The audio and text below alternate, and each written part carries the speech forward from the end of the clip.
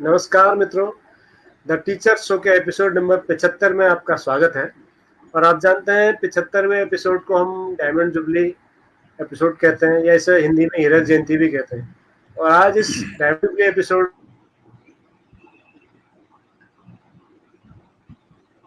में साथ एक जो खुद डायमंड है, जो खुद हमारा बहुत खास है। और इससे पहले कि मैं उनका तारुफ आपसे कराऊं, मैं आप सभी दर्शकों को बधाइयां देना चाहूंगा, बहुत बहुत धन्यवाद देना चाहूंगा कि आपने हजारों की संख्या में पिछले 75 दिनों में रोज शाम को 7 बजे हमारा इंतजार किया। हमारे जो बहुत ही विशिष्ट किस्म के शिक्षक इस शो में आए, पूरे देश से लगभग 10 से 15 राज्यों के शिक्षक अभी तक इस शो में आ चुके हैं। और एक से एक विलक्षण प्रतिभाएं आपने देखी। किसी का नाम Guinness book of world records में दर्ज है, किसी ने कोई नवाचार किया है, किसी ने कहीं साहित्य में बड़ा काम किया है, कोई रंगमंच में। तमाम तरह के अनुभव इस 75 दिनों में हम सबको हुए, आप सबको हुए। और हम कोशिश कर रहे हैं कि इस अनुभव को हर दिन नया रंग दें, हर दिन नया रूप दें, हर दिन नए तरह के हम किसी विशेषज्ञ को यहाँ पर लाएं जो शिक्षा के क्षेत्र में उल्लेखनीय कार्य कर रहे हों या जो कर चुके हों। तो आज हमारे साथ ऐसे ही एक डायमंड, ऐसे ही एक चमकते हुए हीरे हैं, डॉक्टर प्रदीप सिंह जी, जो उत्तर प्रदेश से हैं और पिछले 25 वर्षों से जो शिक्षा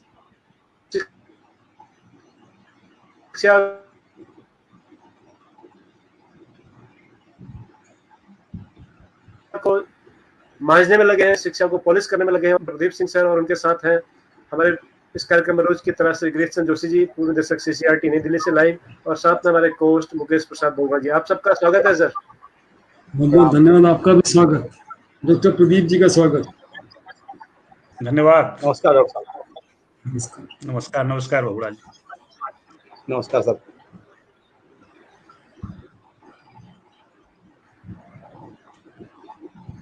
सबसे पहले प्रदीप तो सर, मैं आपका स्वागत है डॉक्टर साहब। और हम चाहेंगे कि आप हमारे जी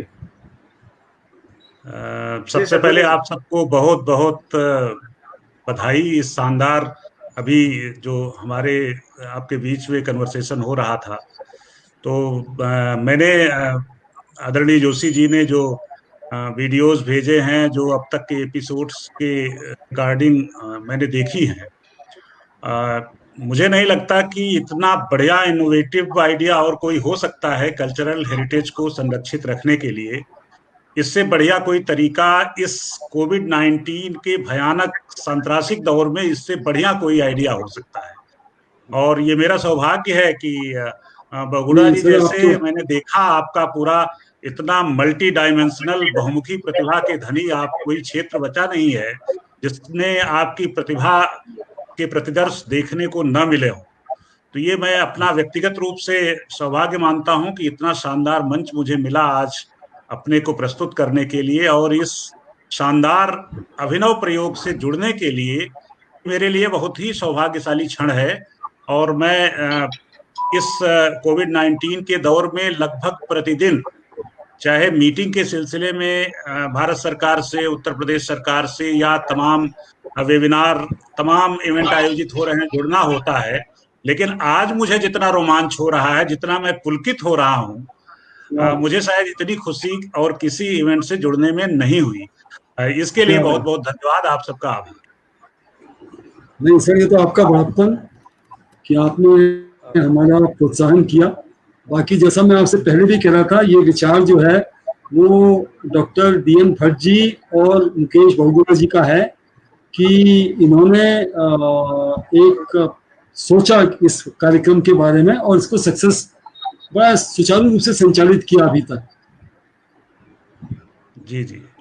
बीच बीच में मेरी विशेषज्ञ के रूप में राय जो होती है उसमें मैंने कहा, तो मेरे को लगा कि हीरक जयंती में मैंने इनसे प्रस्ताव मैंने रखा कि हम डॉक्टर प्रदीप सिंह को बुलाएं, तो डॉक्टर प्रदीप सिंह जी भी मान गए और ये लोग भी मान गए। तो आज हम इस प्रोग्राम में बैठे और आपके अनुभव का लाभ लेंगे। आपके जोशी जी, आपके सानिध्य में तो मैंने बहुत कुछ सीखा है। और आपकी अपनी ड्यूटी के प्रति जो आपका कमिटमेंट रहा है, बनारस में भी और जगहों पर, मैं हमेशा इस बात की मिसाल दिया करता हूं कि किस तरह से अपने दायित्व का निर्वहन करना चाहिए और दायित्व के प्रति कमिटमेंट किस तरह दिखना चाहिए वो कोई आदरणीय जोशी जी से सीखे। आपके नहीं साथ नहीं, टूर ऐसा कुछ नहीं पूर्वोत्तर सर, रहा हो या ऐसा कुछ नहीं। गैंगटोक रहा हो, त्रिपुरा में अगरतला रहा हो, जहां जहां भी आपके साथ हफ्ते भर गुजारे गए, वो आपके व्यक्तित्व की जो झलक मिली वो अच्छे अद्भुत गुजरे। है और सबके लिए अनुकरणीय है। नहीं, अच्छे गुजरे सब दिन, अच्छे गुजरे। जी सर भट्ट जी। आपका बहुत बहुत स्वागत है एक बार फिर से। और अब हम चाहेंगे सर कि आप अपना थोड़ा परिचय हमारे दर्शकों को अगर खुद दें तो हम भट्ट सबको जी नहीं अच्छा दिखाई दे लगेगा। रहे हैं। जी मैं सामने ही हूँ सर, आपसे बात कर रहा हूँ।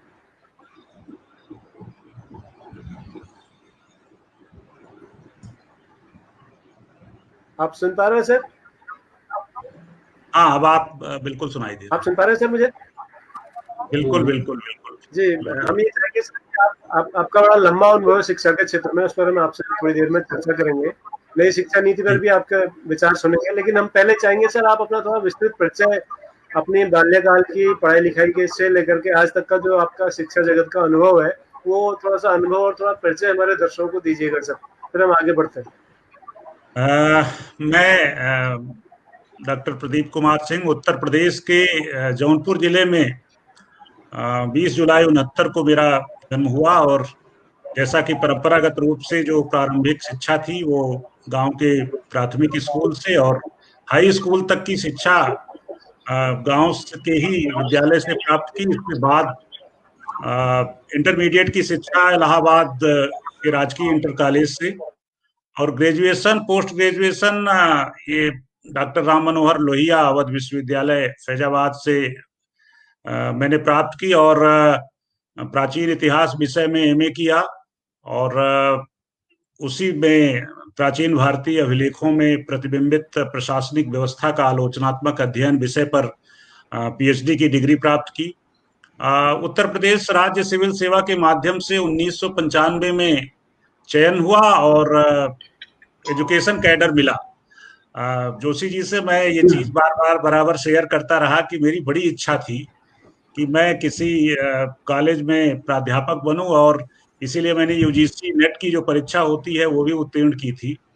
लेकिन किस्मत में इधर आना लिखा था। जब शिक्षा विभाग मिला तो मुझे लगा कि मेरी मुहमांगी मुराद पूरी हो गई और शुरुआत मैंने जिला बेसिक शिक्षा अधिकारी पद से की, भदोही जनपद से। और उसके बाद हम लोग सौभाग्यशाली रहे कि बहुत ही जल्दी प्रमोट हो गए क्लास 1 में। फिर मंडल के फैजाबाद मंडल के बेसिक शिक्षा के सहायक निदेशक के रूप में 4.5 साल तक सेवा की। फिर सेकेंडरी एजुकेशन में आना हुआ, आगरा और गाजीपुर में 2 जिलों में जिला विद्यालय निरीक्षक रहा। फिर इसके बाद जो जीवन का टर्निंग पॉइंट था वो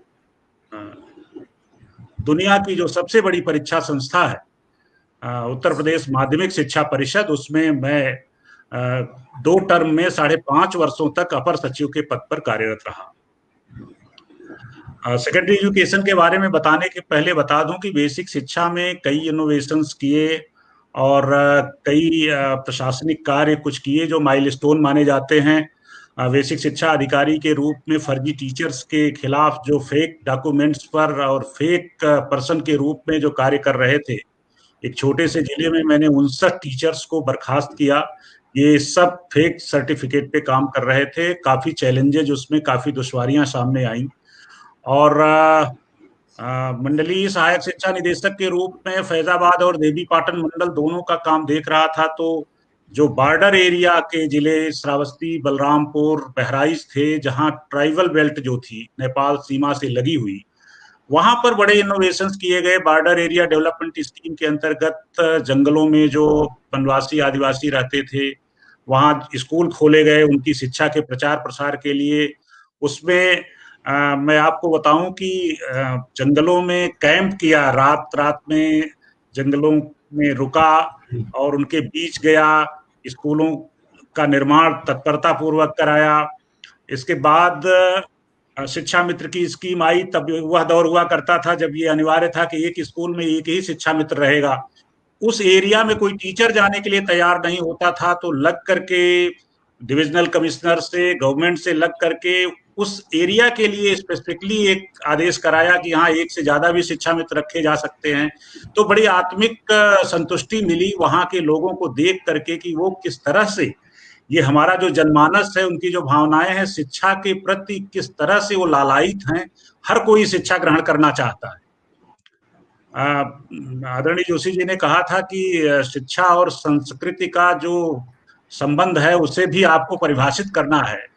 तो मैं इसको इस रूप में देखता था कि जो हमारी एक शानदार अतीत की ये जो गौरवशाली सांस्कृतिक विरासत है, उसके मूल में हमारी शिक्षा का ढांचा ही है। और इसको बड़ी शिद्दत से इन ग्रामीण क्षेत्रों में काम करते हुए महसूस किया है।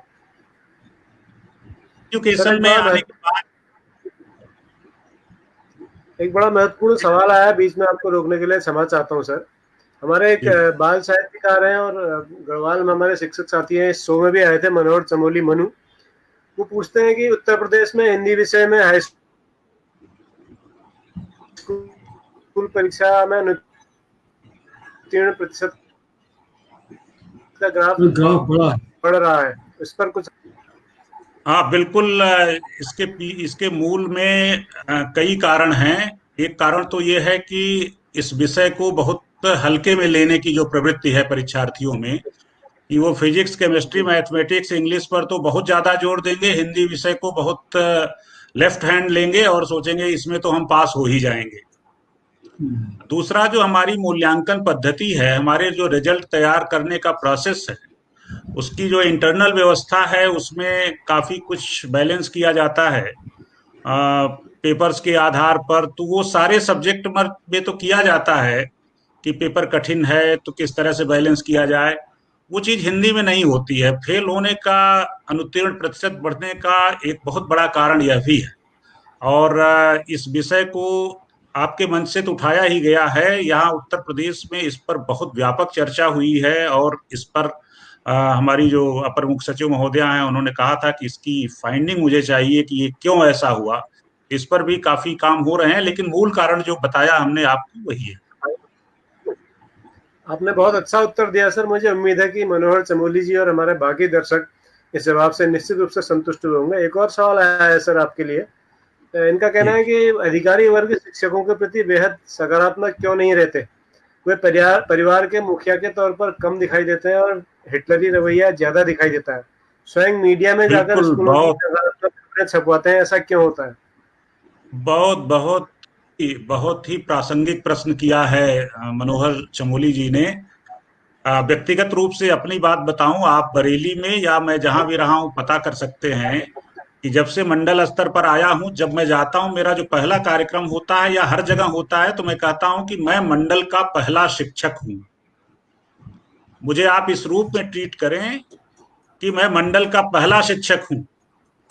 और शिक्षक का जो सम्मान होता है वह स्वाभाविक सम्मान होता है। मैं लोगों को मैं लतीफे के रूप में सुनाया करता हूं कि एक बार 3 लोग बैठे हुए थे, एक जिलाधिकारी महोदय थे, एक पुलिस कप्तान महोदय थे और एक शिक्षक थे।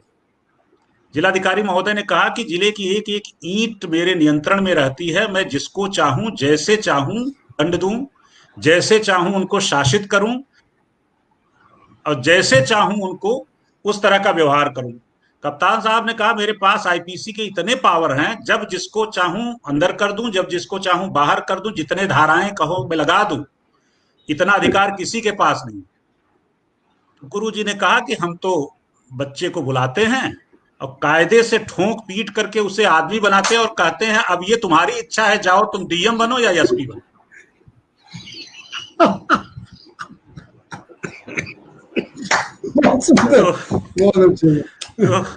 ये देखिए, ये शिक्षक हैं। शिक्षक के सम्मान को कोई भी चुनौती नहीं दे सकता है। और मैं एक चीज मैं बता दूं, इस बात को भी मैं हर मंच से कहता हूं कि हमारी जो प्राचीन जो गुरुकुल की शिक्षा पद्धति थी, उसमें राजा महाराजा गुरुकुल को 200-400 गांव की जागीरें दे दिया करते थे और कहते थे कि इसी से गुरुकुल का खर्च चलेगा। गुरुकुल एक ऑटोनॉमस बॉडी हुआ करती थी। गुरुकुल के जो गुरुजन होते थे, उनका दायित्व होता था कि बच्चों को, छात्रों को शिक्षा देना लेकिन उसके साथ साथ जो गुरुकुल का जो सबसे बड़ा दायित्व था वह था समाज को नियंत्रित करने का, समाज को दिशा निर्देशित करने का। समाज में कोई विसंगति आती थी, समाज में कोई यक्ष प्रश्न खड़ा होता था, तो सब लोग गुरुकुल की तरफ निहारते थे, गुरुकुल की तरफ वो बड़े ध्यान से देखते थे कि क्या दिशा निर्देश हमें मिलने वाला है। गुरुकुल से नियंत्रित होने के कारण एक उदात्त समाज बनता था, एक स्वस्थ और समुन्नत राष्ट्र की कल्पना की जाती थी। आज क्या है, आज परिस्थितियां बदल गई, हमने गुरुकुल का सम्मान कम कर दिया, परिस्थितियां उलट गई। अटल बिहारी वाजपेयी जी की एक कविता है कि सूरज गिरता अंधकार में ठोकर खाकर, भीख मांगता है कुबेर झोली फैला। क्या क्या बात है। आज कर्ण का देश हो गया, जहां हम जिस मामले में जितने सक्षम थे, आज वहीं पर हम अपने आप को उतना अक्षम पा रहे हैं। समाज के लोग नियंत्रित करने लगे गुरुकुल को। गुरुकुल कैसे चलेगा, गुरुजी कैसे पढ़ाएंगे, बच्चों को सजा देंगे कि नहीं देंगे, परिषद की परीक्षाओं में नकल होगी कि नहीं होगी। समाज के लोग जब इसको नियंत्रित करने लगे, समाज के ठेकेदार नियंत्रित करने लगे, तो हमारी ये दुर्दशा हो गई जो आज देखने को मिल रही है। और मैं इस चीज को बार बार ये मैं कहता हूं कि आज जब हमारे ज्यादातर लोग ये कहते हैं कि जिसको देखिए वही गुरुजी पर आंख गड़ाए हुए है, लेखपाल चेक करने चला आ रहा है, आंगनबाड़ी के लोग चेक करने चले आ रहे हैं, एसडीएम साहब चेक कर रहे हैं, सीओ साहब चेक कर रहे हैं, जिसको देखिए वही। सबकी निगाह गुरुजी पर है। निगाह सिर्फ इसलिए है कि नैतिक अवमूल्यन के इस दौर में अगर समाज के हर तबके को आशा की किरण कहीं पर दिखाई दे रही है, तो वह गुरुजी पर ही दिखाई दे रही है, शिक्षा मंदिरों के रूप में दिखाई दे रही है। इसलिए आपसे अपेक्षा है, इसलिए वो अपेक्षा करते हैं, इसलिए आपकी तरफ देखते हैं। और यह वक्त है आपको, यह वक्त है अपने आप को प्रतिस्थापित करने का, यह वक्त है जगत गुरु के सिंहासन पर आसीन होने का, कि शिक्षक आगे आए और पूरे समाज को दिशा दिखाएं कि किस तरह से एक स्वस्थ, गौरवशाली, उन्नत राष्ट्र और समाज का निर्माण किया जा सकता है। बढ़िया सर, बढ़िया। आपके विचारों से सर सब लोग बड़े प्रभावित हैं। महेंद्र ध्यानी जी लिख रहे हैं कि वो आपकी सोच का बहुत सम्मान करते हैं, और बहुत सारे शिक्षक हैं जो लगातार कमेंट कर रहे हैं हमारे शो में। और ये सोच डॉक्टर साहब, ये सोच केवल भाषण में ही नहीं होनी चाहिए। शिक्षक का सम्मान सर्वोपरि होता है। मेरे जो सबऑर्डिनेट ऑफिसर हैं उनसे भी मैं कहता हूं कि कभी किसी शिक्षक को अपमानित करने की बात कहीं से आई तो आपका जो मिशन है आप उसमें कभी सफल नहीं हो सकते, कभी नहीं सफल हो सकते। बिल्कुल सही, बिल्कुल सही। हमारे एक और दर्शक है सर नवीन यादव जी, उन्होंने बड़ा प्रासंगिक सवाल पूछा है। ये सवाल मेरे मन में भी बहुत बार आया है, आपके मन में भी आया होगा, और हमारे जो जोशी सर हैं वो भी सोचते होंगे, बहुगुणा जी भी सोचते होंगे कि हमारे यहाँ जो प्रशासनिक कैडर है सर भारत सरकार का, आईएएस है, आईपीएस है, लेकिन एजुकेशन को लेके अभी तक कोई कैडर नहीं है। इंडियन एजुकेशन सर्विस को लेके अभी कोई स्पष्टता नहीं है, जबकि हम सबका ही मानना है कि शिक्षा विभाग पूरे देश का अगर मिलाया जाए तो सबसे बड़ा विभाग होगा। तो आपकी क्या राय है सर इस बारे में? क्या आईपीएस होना चाहिए? गठन होना चाहिए, बिल्कुल गठन होना चाहिए। 2014 में जब नई सरकार अस्तित्व में आई थी तो तब की जो दंडिया जो एचआरडी मिनिस्टर थी उनका एक स्टेटमेंट भी आया था, इंडियन एजुकेशन सर्विसेज के गठन की बात चल रही है, लेकिन ये बात परवान नहीं चढ़ सकी।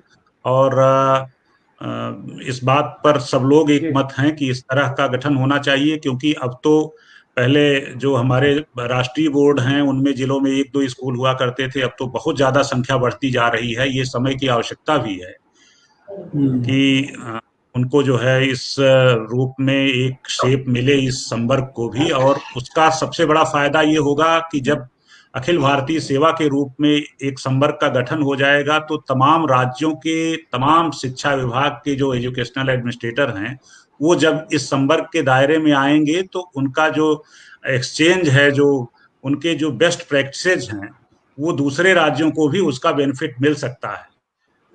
कई जगहों पर हम लोगों को भेजा जाता है।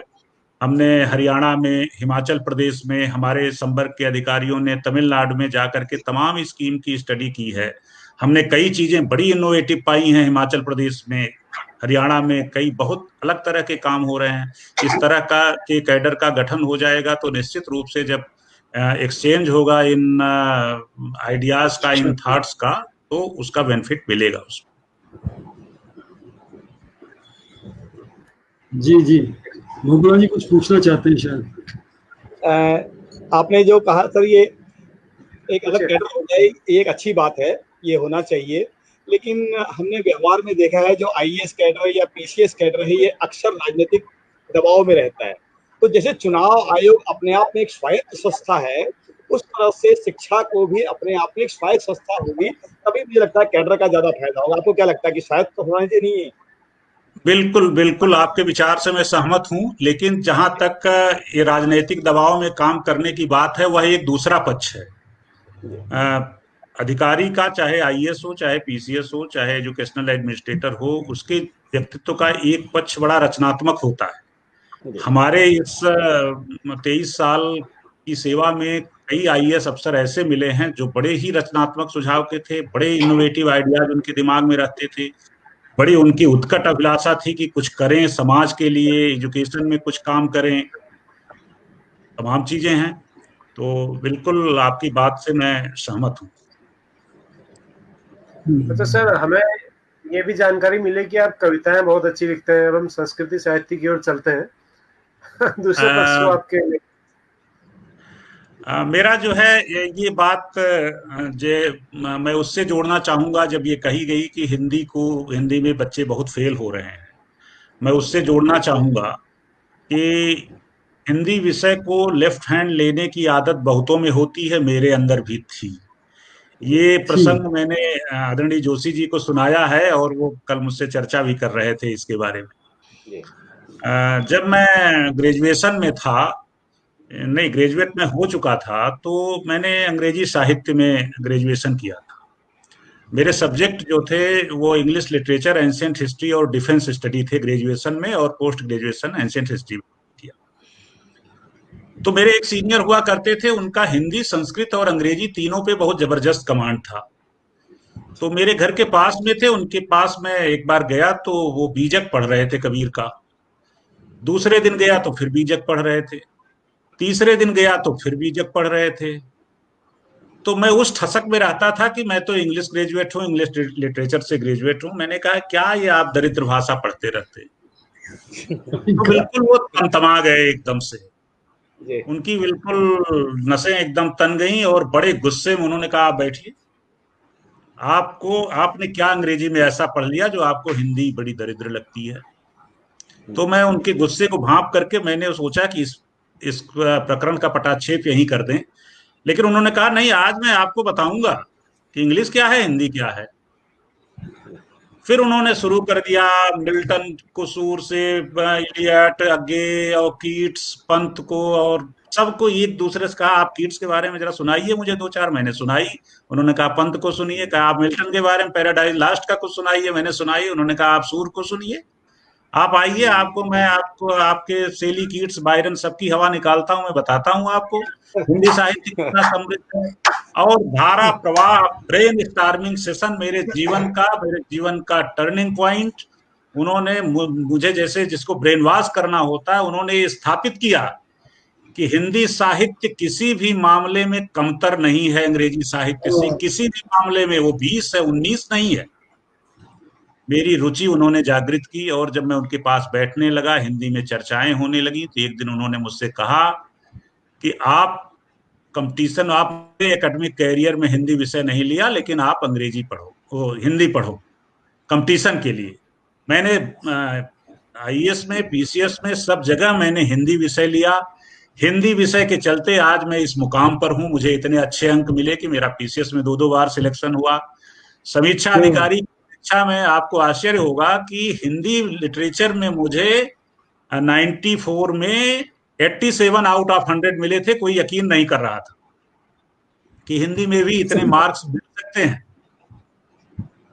तो हिंदी ने इस मुकाम पे पहुंचाया, हिंदी ने, जो मेरा विषय नहीं था। और आपको आश्चर्य होगा कि 96 में मैंने सिविल सर्विसेज का इंटरव्यू दिया, तो मुझे हिंदी लिटरेचर में 342 नंबर मिले, और जिसमें मेरी पीएचडी, जिसमें मेरे यूजीसी नेट, जिसमें मैंने पीजी किया, उसमें 270 नंबर मिले। इतना गैप। तो वो मेरे जीवन का टर्निंग पॉइंट था, और हिंदी की रुचि इस तरह से बढ़ी कि आज भी इतने व्यस्ततम क्षणों में मेरी पढ़ने की प्रवृत्ति है। हिंदी साहित्य का मैं अपने आप को, ये मेरा आत्मविश्वास है, ये आत्मश्लाघा नहीं है, मैं हिंदी साहित्य का गहन अध्येता हूँ। मैं पढ़ता हूँ, खूब पढ़ता हूँ। बहुत ज्यादा लिखा पढ़ा नहीं है, कुछ छिटपुट रूप में कविताएं इधर लिखी हैं, कोरोना के दौर में लिखी हैं। बड़ा अच्छा समय है, चूंकि नई शिक्षा नीति पर भी चर्चा करनी है, इसलिए मैं सोचता हूँ कि कविता की चर्चा कर ली जाए। अच्छा, इसमें आदरणीय जोशी जी का भी बड़ा योगदान है कि जब ये जिस कार्यक्रम में जाते थे, नॉर्थ ईस्ट के कार्यक्रमों में, सिक्किम में, गंगटोक में, करतला में, गुवाहाटी में, तो जब ये कार्यक्रम की शुरुआत करते थे तो निदा फाजली साहब की एक बड़ी शानदार नज्म है, बच्चे स्कूल जा रहे हैं। आदरणीय जोशी जी, आपको बताना चाहूंगा कि मैं अब तब से मैं किसी कार्यक्रम में जाता हूं, स्कूल के कार्यक्रम में, और स्कूल चलो अभियान का कार्यक्रम हो, बड़े बड़े इवेंट हो, मैं लोभ संवरण नहीं कर पाता वो नज्म सुनाने से। मैं सब लोगों को सुनाता हूँ कि निदा फाजली साहब ने क्या लिख दिया बच्चों के बारे में। तो मेरी रुचि वहीं से जागृत हुई, और इसीलिए लॉकडाउन के दिनों में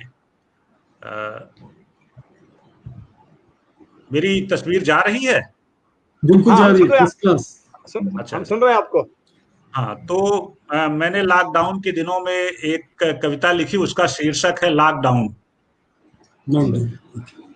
चार दीवारी में कैद उदास अनमने से दरख्त, कुम्हलाए फूल भुतही दीवारें रुआंसे दरवाजे, बुझी बुझी डेस्क बेंच, खोया खोया ब्लैक बोर्ड, रूठी रूठी सी निश्चित अंतराल पर बजने वाली घंटी, बच्चों का खिलखिलाना, दीवार पर अंकित मिड डे मील का मीनू, अभिभावकों की आकांक्षाएं, सब मौन है।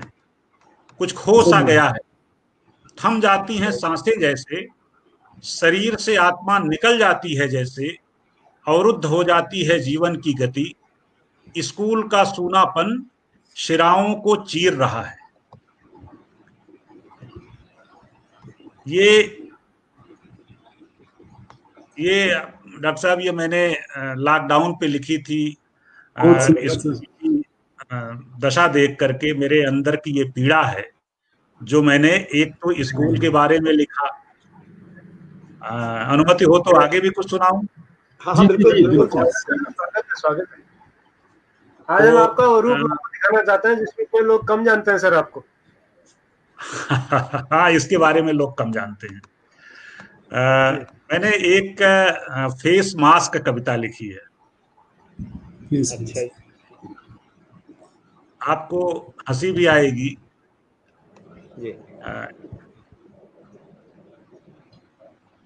एक सेकंड का थोड़ा सा व्यवधान हो रहा है।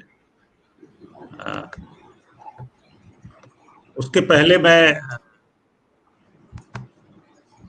ये आप सुन लें। इसके पहले मैंने एक कविता लिखी थी, रोटी उस पर है। आपने समाचार पत्रों में पढ़ा होगा कि 16 मजदूर कट के मर गए थे ट्रेन की पटरियों पर महाराष्ट्र में। उस पर मैंने, मेरे जो अंदर की पीड़ा थी वो मैंने रोटी के नाम से लिखा था कि स्पंदन बढ़ जाता है शिराओं में, है रक्त प्रवाह धमनियों का। स्पंदन बढ़ जाता है शिराओं में, क्षिप्र हो जाता है रक्त प्रवाह धमनियों का, फट जाता है कलेजा पर फटती नहीं धरती रक्त मिश्रित रोटियों को देखकर। फट जाता है कलेजा पर फटती नहीं धरती रक्त मिश्रित रोटियों को देखकर। मृत संवेदनाओं के समाज में रेल की पटरियों के बीच मजदूरों के मृत शरीर। उस रोटी की तलाश में, उस रोटी के साथ इसकी तलाश में आए थे गांव छोड़ परदेश। अजीब रिश्ता है रोटी और भाग्य का, रोटियां भाग्य में होती हैं या भाग्य रोटियों में निहित होता है। गांव और परदेश दो पाठ हैं जिंदगी के, इन्हीं के बीच पिसता है मजदूर और बनती हैं रोटियां जो पाई जाती हैं मृत शरीर के आसपास। क्या क्या ये मेरी जो वेदना थी, इसको मैंने संवेदनशील कविता के रूप में इसको मैंने ढालने का प्रयास किया। और दूसरा जो मैं आपको सुनाना चाहता था जी, फेस मास्क।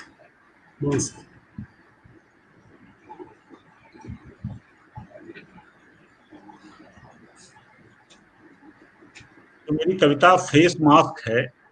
वो उसको सुन करके आपको थोड़ा सा हंसी भी आएगी कि मैंने इस विषय को क्यों चुना। मुझे ये लगता था कि फेस मास्क एक ऐसी चीज है, जब कभी अपनी कविता की जो कल्पना करता था वो सौंदर्य देख करके, चेहरा देख करके उसकी तमाम कल्पनाएं मूर्त स्वरूप लेती थी। अब जब फेस मास्क लग गया तब वो क्या करे। तो मैंने उस पर लिखा, जिन अधरों की मदिरा पीकर कंपित हो जाता सकल गात, नौपल्लव से कोमल कपोल पर उन्मादी रहती मधुर रात। जिन अधरों की मदिरा पीकर कंपित हो जाता सकल गात, नौपल्लव से कोमल कपोल पर उन्मादी रहती मधुर रात। पलकें रचती थी मुक्त छंद स्मित रेखा का चपल द्वंद, बंकिम नयनों का आमंत्रण पुलकित चुंबन का आकर्षण। चंदन बन तन हो जाता था जिसकी एक छुअन पर, मन मयूर नर्तन करता था जिसकी हर चितवन पर। मौन अधर पर यौवन छलके, तरुणाई रग रग में महके, आंखों के सतरंगी सपने गीतों के सांचे में ढलके। नए संदेशे कह जाती थी सूनी आंखें बोझिल पलके। मुख कवच, ये फेस मास्क का मेरा हिंदी अनुवाद है कि मुख कवच किया धारण जब से, अवगुंठन का किया वरण जब से, अधरों की भाषा कौन पढ़े, अब उपमानों को कौन गढ़े। बहुत बढ़िया, बहुत बढ़िया, बहुत बढ़िया। ये तो अद्भुत है सर, अद्भुत, बहुत बढ़िया। ये मेरी एक कविता थी फेस मास्क पर। जी, बहुत बढ़िया सर। मुझे आप अगर रोज इस तरह की कविता लिखते रहेंगे तो आपको कवि के रूप में ज्यादा जाने लगेगा। अपनी पिता को बेटी से बड़ा लगाव होता है। मैंने एक कविता बेटी पर भी लिखी। बढ़िया, स्वागत। बेटी, उसका शीर्षक है कि पहली किरण भोर की। आप मेरे अंदर के जो उद्गार हैं, बेटी के बारे में मेरी जो कल्पना है उसके बारे में महसूस करें। हर कोई बेटी का पिता होगा। आप महसूस करें कि आप अपनी बेटी के बारे में कह रहे हैं। जी सर। पहली किरण भोर जैसे आंगन में आभा बिखराए, पहली किरण भोर की जैसे आंगन में आभा बिखराए, स्नेह समंदर का पाकर सीपी में मोती उगाए। मेरे आंगन की गौरैया चहक उठे तो घर जग जाए। मेरे आंगन की गौरैया चहक उठे तो घर जग जाए, सावन की पहली बारिश सी तप्त धरा की प्यास बुझाए। सोंधी खुशबू मिट्टी की बन केसर सी वो छा जाती है, घोर निराशा के पल में मुस्कान लिए वो आ जाती है। सूरज चंदा सी चमक रही, बेला चंपा सी महक रही, वह नदिया की अविरल धारा शांत सौम्य सी प्रवहमान। गिरि कानन उपवन सब सिंचित गूंजे दिक नभ में यशोगान। सात सुरों की सरगम है वह मृदु भावों का सुंदर गीत, माल कोस में रचा हुआ जो जीवन का सुंदर संगीत। आदरणीय जोशी जी और बहुड़ा जी इस लाइन पर विशेष ध्यान देंगे। जी, बिल्कुल, मैं तो मंत्रमुग्ध हूँ आपकी बात पे, सुन रहा हूँ मैं। बहुत सात सुरों की सरगम है वह मृदु भावों का सुंदर गीत, माल कोस में रचा हुआ जो जीवन का मधुमय संगीत। भावुकता में विरचित कविता छंद शास्त्र के सब उपबंध, दीवाली के दीप सी बेटी रिश्तों का है चिर अनुबंध। बहुत क्या बात है सर, ये पक्ष तो मुझे पता ही नहीं था मुझे आपका। अरे वाह, क्या बात, आपकी संवेदनशीलता छलक रही है। हालांकि सर आपने मुझे ध्यान देने को नहीं कहा, लेकिन मैंने भी पूरा ध्यान दिया। बहुत संवेदनशील कविता है, बहुत कमाल की कविता है। ये कहने वाला था कि मुझसे जो है संगीत की समझ डॉक्टर भट्ट के पास है, लेकिन चलिए, आपने सम्मान मुझको और बहुगुणा जी को दिया। आपको ज्यादा है।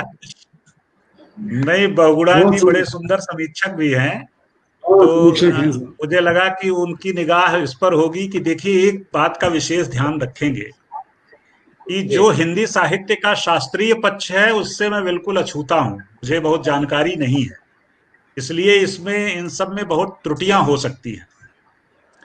वाह, जब रात है ऐसी मतवाली तो सुबह का आलम क्या होगा सर। आदरणीय भट्ट जी, मैं एक अंतिम कविता अपनी माँ को मैंने समर्पित की है। मेरी माँ 2 साल हो जाएंगे सितंबर में इस दुनिया से गए हुए। मैं माँ के बहुत करीब था और शायद कोई दिन बीतता हो जब मुझे उनकी याद ना आती। तो मैंने उनकी स्मृति में एक कविता लिखी और कई लोगों ने इसको बहुत सराहा और कहा कि बिल्कुल दर्द को बिल्कुल बाहर निकाल देने वाली कविता है। मैंने लिखा कि गंगा मैया, 1.5 बरस पहले तुम्हारी गोद में समर्पित कर दिया था माँ को। गंगा मैया, 1.5 बरस पहले तुम्हारी गोद में समर्पित कर दिया था माँ को, उस माँ को जिसकी गोद में मेरी किलकारी की प्रतिध्वनि अब भी सुनाई देती है। वाह वाह, मेरी अक्षम्य शरारतों को नजरअंदाज करने की मौन भाषा तुम्हारी लहरों में कहीं विलीन तो नहीं हो गई। अम्मा के गंभीर व्यक्तित्व का संकेत करती हैं बड़े सलीके से एक लय में प्रवहमान तुम्हारी लहरें। सदियों से जैसे अभिसिंचित कर रही हो धरा को, माँ ने भी सींच सींच कर पुष्पित पल्लवित किया था अपनों को परायों को। हड्डियों को फोड़कर दर्द बाहर निकल रहा है। कुछ तो बताओ अम्मा कैसी हैं? तुम भी तो एक माँ हो, अपने बेटों का दर्द नहीं समझती? माँ कभी मेरे बारे में बात करती है, जरूर पूछती होगी कि उसने खाना खाया कि नहीं, कमजोर तो नहीं हो रहा है मेरा बेटा। गंगा मैया, अम्मा का ध्यान रखना, उसे लिखना पढ़ना नहीं आता, मुझे कभी चिट्ठी नहीं भेजेगी, कहेगी अनकही सब बातें तुमसे ही, मुझे बता देना 1.5 वर्षों से प्रतीक्षा कर रहा हूं।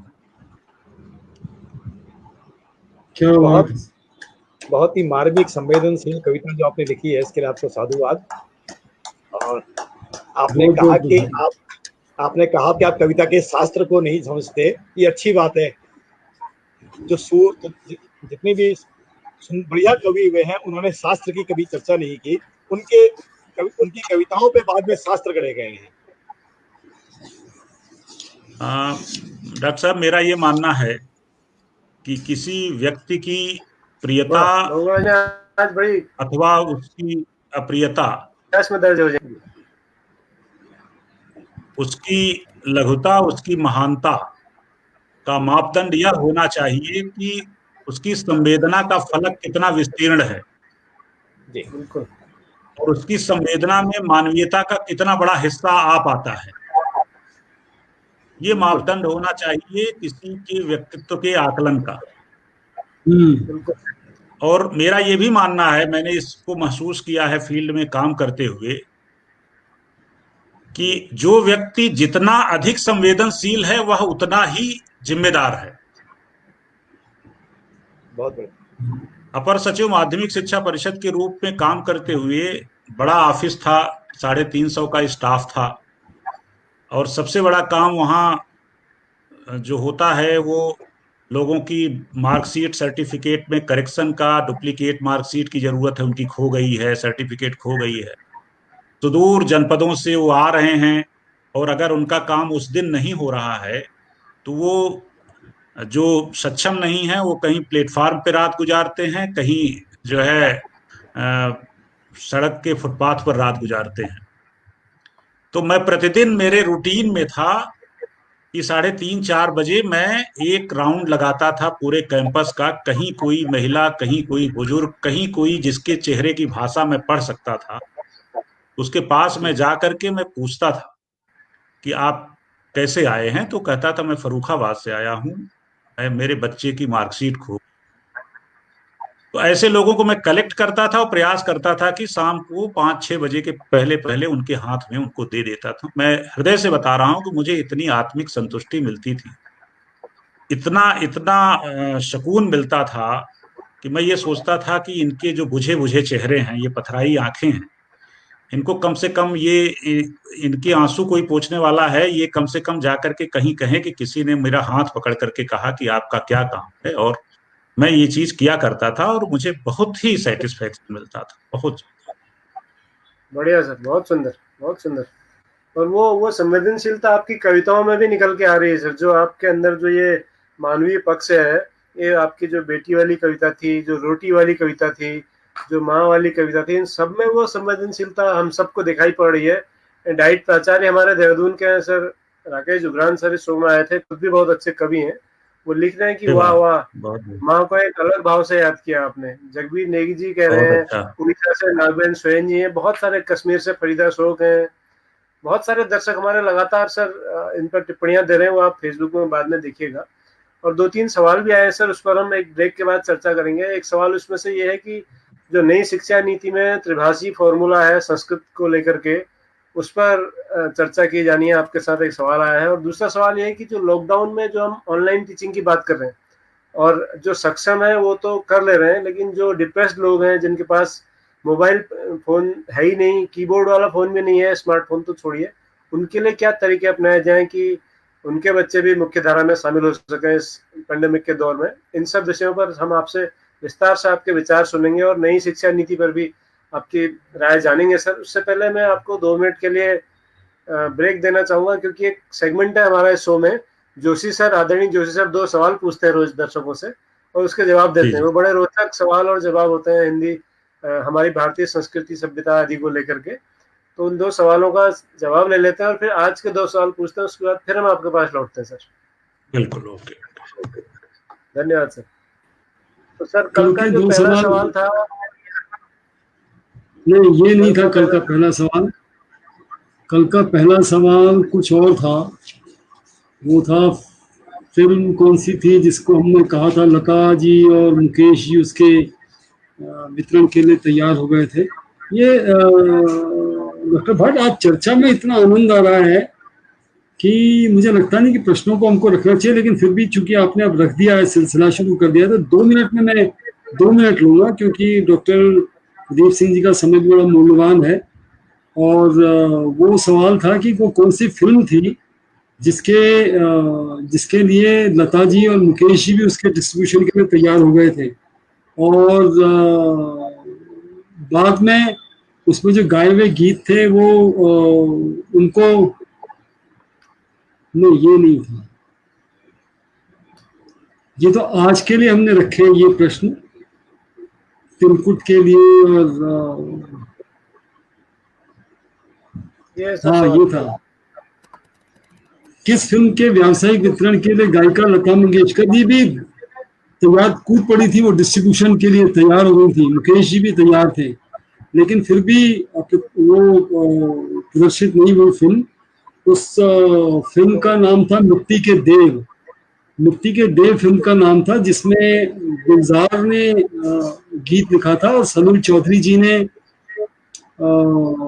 उसको संगीतबद्ध किया था। उसका एक फिल्म का गाना था जिसको बाद में R.D. बर्मन जी ने उस फिल्म में यूज किया। उसको बाद में आशा जी और जगजीत सिंह ने गाया था। वो था कि शाम से आंख में नमी नमी सी है, और आज फिर आपकी कमी सी है। ये वाला जो गीत था ये बहुत पहले मिट्टी का देव फिल्म के लिए बना था, जिसको गाया था लता जी ने और मुकेश जी ने, और उसको बाद में जगजीत सिंह जी और आशा भोसले जी ने गाया। लेकिन लोग कहते हैं, लोगों का कंपैरिजन तो था, जो पहला जो सलील चौधरी जी ने जो संगीत निर्देशन किया था वो कहीं ज्यादा मन को छूता था। तो ये एक फिल्म थी मिट्टी के देव जो प्रदर्शित रही, लेकिन R.D. बर्मन जी ने शायद उस वक्त शादी कर ली थी आशा जी के साथ, या नहीं हुई थी शादी, लेकिन उनको फिर कॉपीराइट मिल गया था इस गीत को दोबारा फिल्माने का। और एक दूसरा जो प्रश्न था वो एक नृत्यांगना के बारे में था कि वैश्विक पटल पर वो कौन सी नृत्यांगना है जिनके लिए आत्म भी वही था और कथा भी वही थी, नृत्य बना था, और उनका नाम था एलिसिया। ये बैले डांसर थी और इनको बहुत दुख झेलना पड़ा, बड़े कष्ट सहने पड़े, और बाद में she became the world dancer ballet film में। और इन्होंने एक राधा की भूमिका निभाई थी गोपी कृष्ण जी के साथ, और वो जो कंपोजिशन थी वो भी बड़ी पूरे वर्ल्ड लेवल में उसका डिस्प्ले हुआ। और उसका जो पोर्ट्रेट है वो लंदन में जो नेशनल पोर्ट्रेट गैलरी है वहाँ पर वो पोर्ट्रेट लगा हुआ है कि भारतीय नृत्य में इतनी संभावनाएं हैं। तो इनका नाम था एलिसिया। जी, ये आज का पहला प्रश्न है सर। हाँ, ये प्रश्न थोड़ा सा हिस्ट्री से संबंधित है। जैसा डॉक्टर प्रदीप जी हमारे जो है वो हिस्ट्री में पीएचडी उन्होंने की थी। आर्यव्रत जैसे हिंदी के पहले महाकाव्य के रचयिता महाकवि स्वर्गीय मोहनलाल महतो जी और स्वर्गीय हंस कुमार तिवारी जी ने वही अपनी कार्यस्थली बनाई, उसी शहर को बनाया।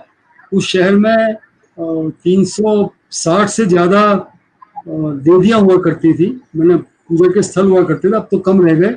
और इंदौर की महारानी अहिल्याबाई होलकर जी ने वहां पे एक मंदिर भी बनाया, और वो मंदिर बहुत फेमस है, बहुत प्रसिद्ध मंदिर है। तो हम किस शहर की बात कर रहे हैं? ये इन दो साहित्यकारों के नाम से, और अहिल्याबाई होलकर जी की यदि हिस्ट्री पढ़ेंगे तो वो शहर का नाम, ये तिलकुट के लिए प्रसिद्ध है ये शहर। सर ये ग्वालियर तो नहीं है? नहीं, मैं माफी चाहता हूँ, गलत उत्तर है। या वो ग्वालियर के बगल में जहाँ की नमकीन प्रसिद्ध है, मध्य प्रदेश का ही शहर है जो भी है, मैं अभी नाम याद नहीं आ रहा। रतलाम। जी, रतलाम है, रतलाम। रतलाम ठीक। नहीं, रतलाम भी गलत है। नहीं, वो जहाँ की नमकीन फेमस है सर, वो कौन सा शहर है मुझे? हाँ, रतलाम ही तो है, रतलाम ही तो है, रतलाम उज्जैन दो ही जगह। नहीं, रतलाम नहीं है सर, मैं याद कर रहा हूँ आपको। दूसरा प्रश्न है सर, इसको ले लेते हैं। हाँ, चलिए। भारत के स्वाधीनता संग्राम के समय किस एक घटना ने एक तिकड़ी को जन्म दिया, और उस तिकड़ी के प्रत्येक सदस्य ने एक जैसा कार्य भी, तीनों कर रहे थे वो काम को, लेकिन बगैर किसी को पता था कि ये दूसरा और तीसरा भी कर रहा है या पहला और दूसरा भी कर रहा है। तो वो कौन सा कार्य ऐसा था तो जिसको तिकड़ी के तीनों सदस्य कर रहे थे बगैर एक दूसरे को बताए? मतलब ये ऐसा नहीं कि जानबूझ के नहीं बता रहे थे, लेकिन अनजान थे कि यार भटजी भी यही काम कर रहे हैं, मुकेश भोगरा जी भी यही काम कर रहे हैं, गिरीश जोशी भी यही काम कर रहे हैं। तो वो तिकड़ी ने जो था, तो कौन सी तिकड़ी थी भारतीय स्वतंत्रता संग्राम सेनानियों की? जी, और एक घटना ने उस तिकड़ी को जन्म दिया था। नॉर्मली भोगरा जी के चेहरे पे हंसी है, शायद इनको उत्तर मालूम है, लेकिन चलो कोई बात नहीं। ये लाल बाल पाल कर रहे हैं सर, रजनीकांत शुक्ला जी। चलिए, कल चर्चा कर लेंगे सर। लाल बाल पाल भी कह रहे हैं तो, या इंदौर कह रहे हैं तो, या ग्वालियर कह रहे हैं तो, कल आ जाएगा उत्तर। ढूंढिए। खैर चलिए, कुछ हतोत्साहित नहीं होना चाहिए। रजनीकांत शुक्ल जी का उत्तर बिल्कुल ठीक है, बिल्कुल ठीक, स्पॉट ऑन कहना चाहिए, जिसको मैं कहता हूँ। मैं भी सोच रहा था आसान सवाल देंगे, इसलिए मैंने जवाब नहीं दिया। इतना आसान सवाल दूंगा? लाल बाल पाल, वो कौन सी घटना थी सर, और किस घटना ने इनको तिकड़ी को बनाया? कौन सी घटना थी, जो कौन सा कार्य था जो तीनों मिलकर कर रहे थे, तीनों एक दूसरे से अनजान होकर कर रहे थे? भंग की घटना रही होगी सर, भंग की। You are also spot on, बिल्कुल ठीक कह रहे हैं आप। जो बंगाल का विभाजन हुआ था, जी, उससे ये तीनों तिकड़ी का जन्म होता है। लेकिन वो कार्य बताइए जो तीनों एक दूसरे को कर रहे थे। चलिए, प्रदीप जी से बात करते हैं, बहुत देर हो गई। तो सर कार्य आप ही को बताया, उन्होंने हमें तो बताया नहीं जी। तो कार्य आप ही को बताया सर, हमें नहीं, ऐसा कुछ नहीं। चलिए, ठीक। स्वागत है आपका सर। मुझे उम्मीद है आप फिर तैयार हैं आपसे बातचीत करने के लिए।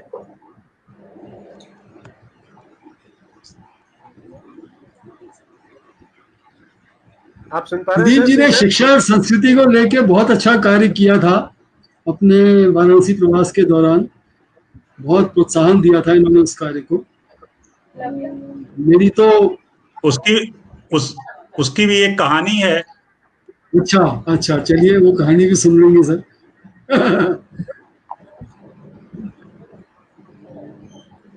जी, मतलब कुछ कहानी ऐसे ये थी लोग कि होते हैं ना, कुछ ऐसे लोग होते हैं जो आपको मिलते हैं और आप उनके व्यक्तित्व से, उनकी विद्वता से सहज प्रभावित हो जाते हैं।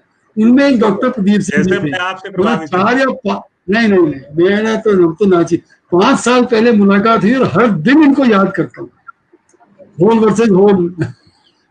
जी चलिए सर, बहुगुणा हाँ जी कहिए। बहुगुणा जी पूछे, फिर हम सर का बनारस का अनुभव सुनते हैं। पूछ नहीं रहा था मैं, बनारस में साहब की बात पे याद आ गई मेरे को। साहब ने एक बहुत बढ़िया बात कही आपने, जो कई लोगों से निकल नहीं पाई। आज आपसे आपने कहा कि मैं अपना जहाँ पे आप मार्कशीट के लोगों को देखने आते थे, आप मैं जिनके चेहरों की भाषा समझ सकता था उनको समझने की कोशिश करता था। ये बहुत बड़ी बात है कि आप चेहरों की भाषा समझने की कोशिश कर रहे हैं और उसके आधार पे आप उनके दिल तक पहुंच जा रहे हैं। ये एक बहुत ही संवेदनशील मामला है। मैं इसके लिए आपको सलाम करता हूँ। मैं भी जी नमस्कार करता हूँ, सवाल, प्रणाम करता हूँ। कोई सवाल हो तो पूछ लीजिए बहुगुणा जी, कोई सवाल हो तो। नहीं, सवाल नहीं है, इनकी बात उसको करना था, सवाल नहीं है। जी आप धन्यवाद चलिए सर, शुरू धन्यवाद। कर। बनारस में हुआ ये कि मुझे डेट याद है 25 दिसंबर 2014, अटल हाँ बिहारी वाजपेयी जी का जन्म दिवस था और बीएचयू के स्वतंत्रता भवन में माननीय प्रधानमंत्री जी का उद्बोधन था। माननीय प्रधानमंत्री जी ने यह विचार व्यक्त किया कि काशी जो है, बनारस एक साहित्य और कला का केंद्र रहा है और बहुत बड़े बड़े विद्वान इस पुण्य धरती पर जन्म लिए हुए हैं और उनके बारे में अध्ययन करने के लिए बड़ी दूर दूर से लोग आया करते हैं। क्यों ना ऐसा कोई मैकेनिज्म डेवलप किया जाए कि एक व्यक्ति जो कहीं बाहर से आ रहा है और वो किसी व्यक्ति विशेष पर जानकारी चाहता है तो उसके लिए उससे जगह जगह न भटकना पड़े, उसे एक जगह मिले। तो काशी की जो विभूतियां हैं उनको तमाम जो मिनिस्ट्री ऑफ कल्चर की जो तमाम संस्थाएं हैं वो अडॉप्ट कर लें। तो ये शाम की बात है और हम लोग ये सोच ही रहे थे कि प्रधानमंत्री जी ने कितनी अच्छी बात कही और आदरणीय जोशी जी पहले से परिचित थे और रात में ही आपका फोन आ गया कि मुझे इस पर काम करने के लिए कहा गया है, बताइए क्या हो सकता है, मैं सुबह आना चाहता हूं। मैंने कहा कि भयंकर ठंड है और कोहरे ने इस समय सबका जीना मुश्किल कर दिया है, आप कैसे आएंगे? तो जोशी जी ने कहा नहीं, मैं सुबह बिल्कुल आ रहा हूं और सुबह की फ्लाइट से आ रहा हूं। आप, संडे का दिन है, क्या कुछ प्रिंसिपल्स कलेक्ट कर सकते हैं? हमने कहा बिल्कुल कलेक्ट होंगे। और उस आदरणीय जोशी जी, आपको याद होगा भयंकर ठंड में संडे के दिन हमारे 32 प्रिंसिपल एकत्रित हुए और वहीं देन एंड देयर एक लंबी परिचर्चा के बाद उनको किसी स्कूल ने बिस्मिल्लाह खान को अडॉप्ट किया, किसी ने प्रेमचंद को, किसी ने जयशंकर प्रसाद को, किसी ने सितारा देवी को, किसी ने चूंकि महारानी लक्ष्मीबाई का भी संबंध वहीं से था तो जो है महारानी लक्ष्मीबाई को अडॉप्ट कर लिया। तो इन सबको तमाम जो संस्कृति मंत्रालय के संगठन हैं, संस्कृत नाटक अकादमी और संगीत नाटक अकादमी, सब ने एक एक करके सबने अडॉप्ट कर लिया और एक ऐसा रिदम बना। जोशी जी, आपका सदैव बनारस ऋणी रहेगा इस बात के लिए अरे कि नहीं, एक बहुत अच्छी सी पहल हुई ministry of culture, government of India के द्वारा कि उन प्रिंसिपल्स के साथ लगातार मॉनिटरिंग, लगातार मीटिंग और उनको संसाधन भी मुहैया कराए गए।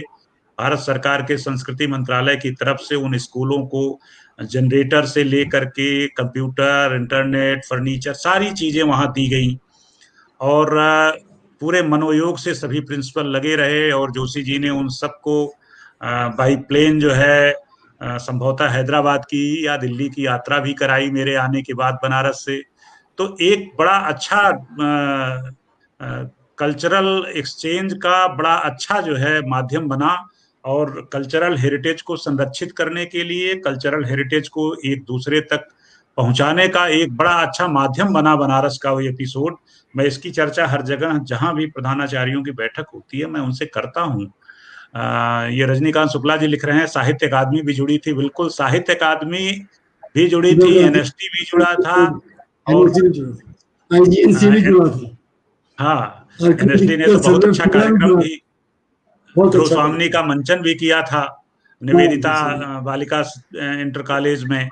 तो बहुत अच्छे अच्छे कार्यक्रम हुए, और उस कार्यक्रम की स्मृतियां मेरे मानस पटल पर बिल्कुल एक खजाने की तरह संचित हैं, और मैं उससे अतिरिक्त ऊर्जा हमेशा प्राप्त करता रहता हूँ।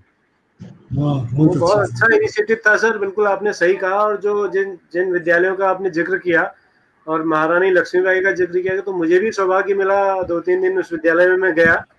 वहाँ की दीवारों पर जिस तरह से महारानी लक्ष्मीबाई के बारे में पूरा उनका जीवन वृत्त था। इसमें डॉक्टर प्रभा जी थी, निवेदिता वाली, उनका बहुत आनंद प्रभा जी बहुत उन्होंने रुचि ली। उन्होंने अपने स्कूल को पूरा किया, उसमें जयशंकर प्रसाद भी आए। भी स्कूल को उन्होंने एक मॉडल स्कूल के रूप में प्रस्तुत किया है उन्होंने। हाँ, वो कहाँ एसपी सिंह जी थे, कहाँ हरेंद्र राय जी थे, कहाँ वो स्वामी करपात्री जी। मैं आश्चर्य, जोशी जी आपको याद होगा हमारे एक प्रिंसिपल साहब का तो नाम ही सीसीआरटी था, चार पाठी। स्वामी करपात्री था उनका स्कूल। मैंने कहा ये स्वामी करपात्री, फिर पता चला स्वामी करपात्री जी कौन थे, कितना बड़ा कंट्रीब्यूशन था। वहाँ विश्वनाथ दुबे जी ने वो जो उनका मुखर्जी स्कूल था उसमें बहुत अच्छा कार्य किया। हाँ, सीएम, मतलब बहुत 32-33 विद्यालय के प्रिंसिपल जो थे बिल्कुल जुट गए थे सर उसमें। बहुत ही इनोवेटिव स्कीम थी। चलिए, कोई बात नहीं, अच्छी अच्छी चीजें होती रहनी चाहिए। कल और आएंगे मुझसे बेहतर कहने वाले, तुमसे बेहतर सुनने वाले। मैं पल दो पल का शायर हूँ।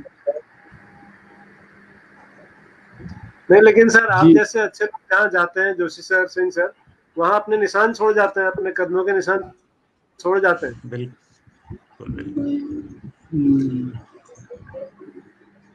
प्रदीप सिंह जी से मुझे एक किस्सा जरूर याद आता है। हम नाथुला, हम सिक्किम में अटेंड कर रहे थे, बीओ सेमिनार किया था, और हम इसमें वो गढ़वाल के अधिकारी थे आपके साथ, जो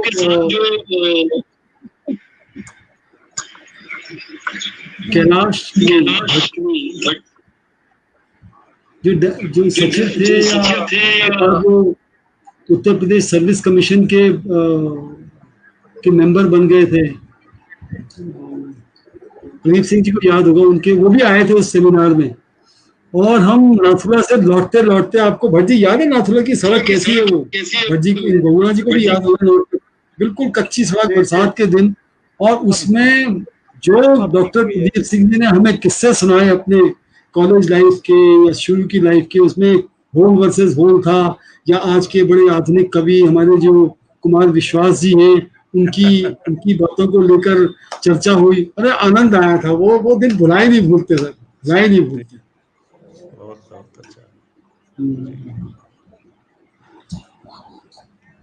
चलिए, अभी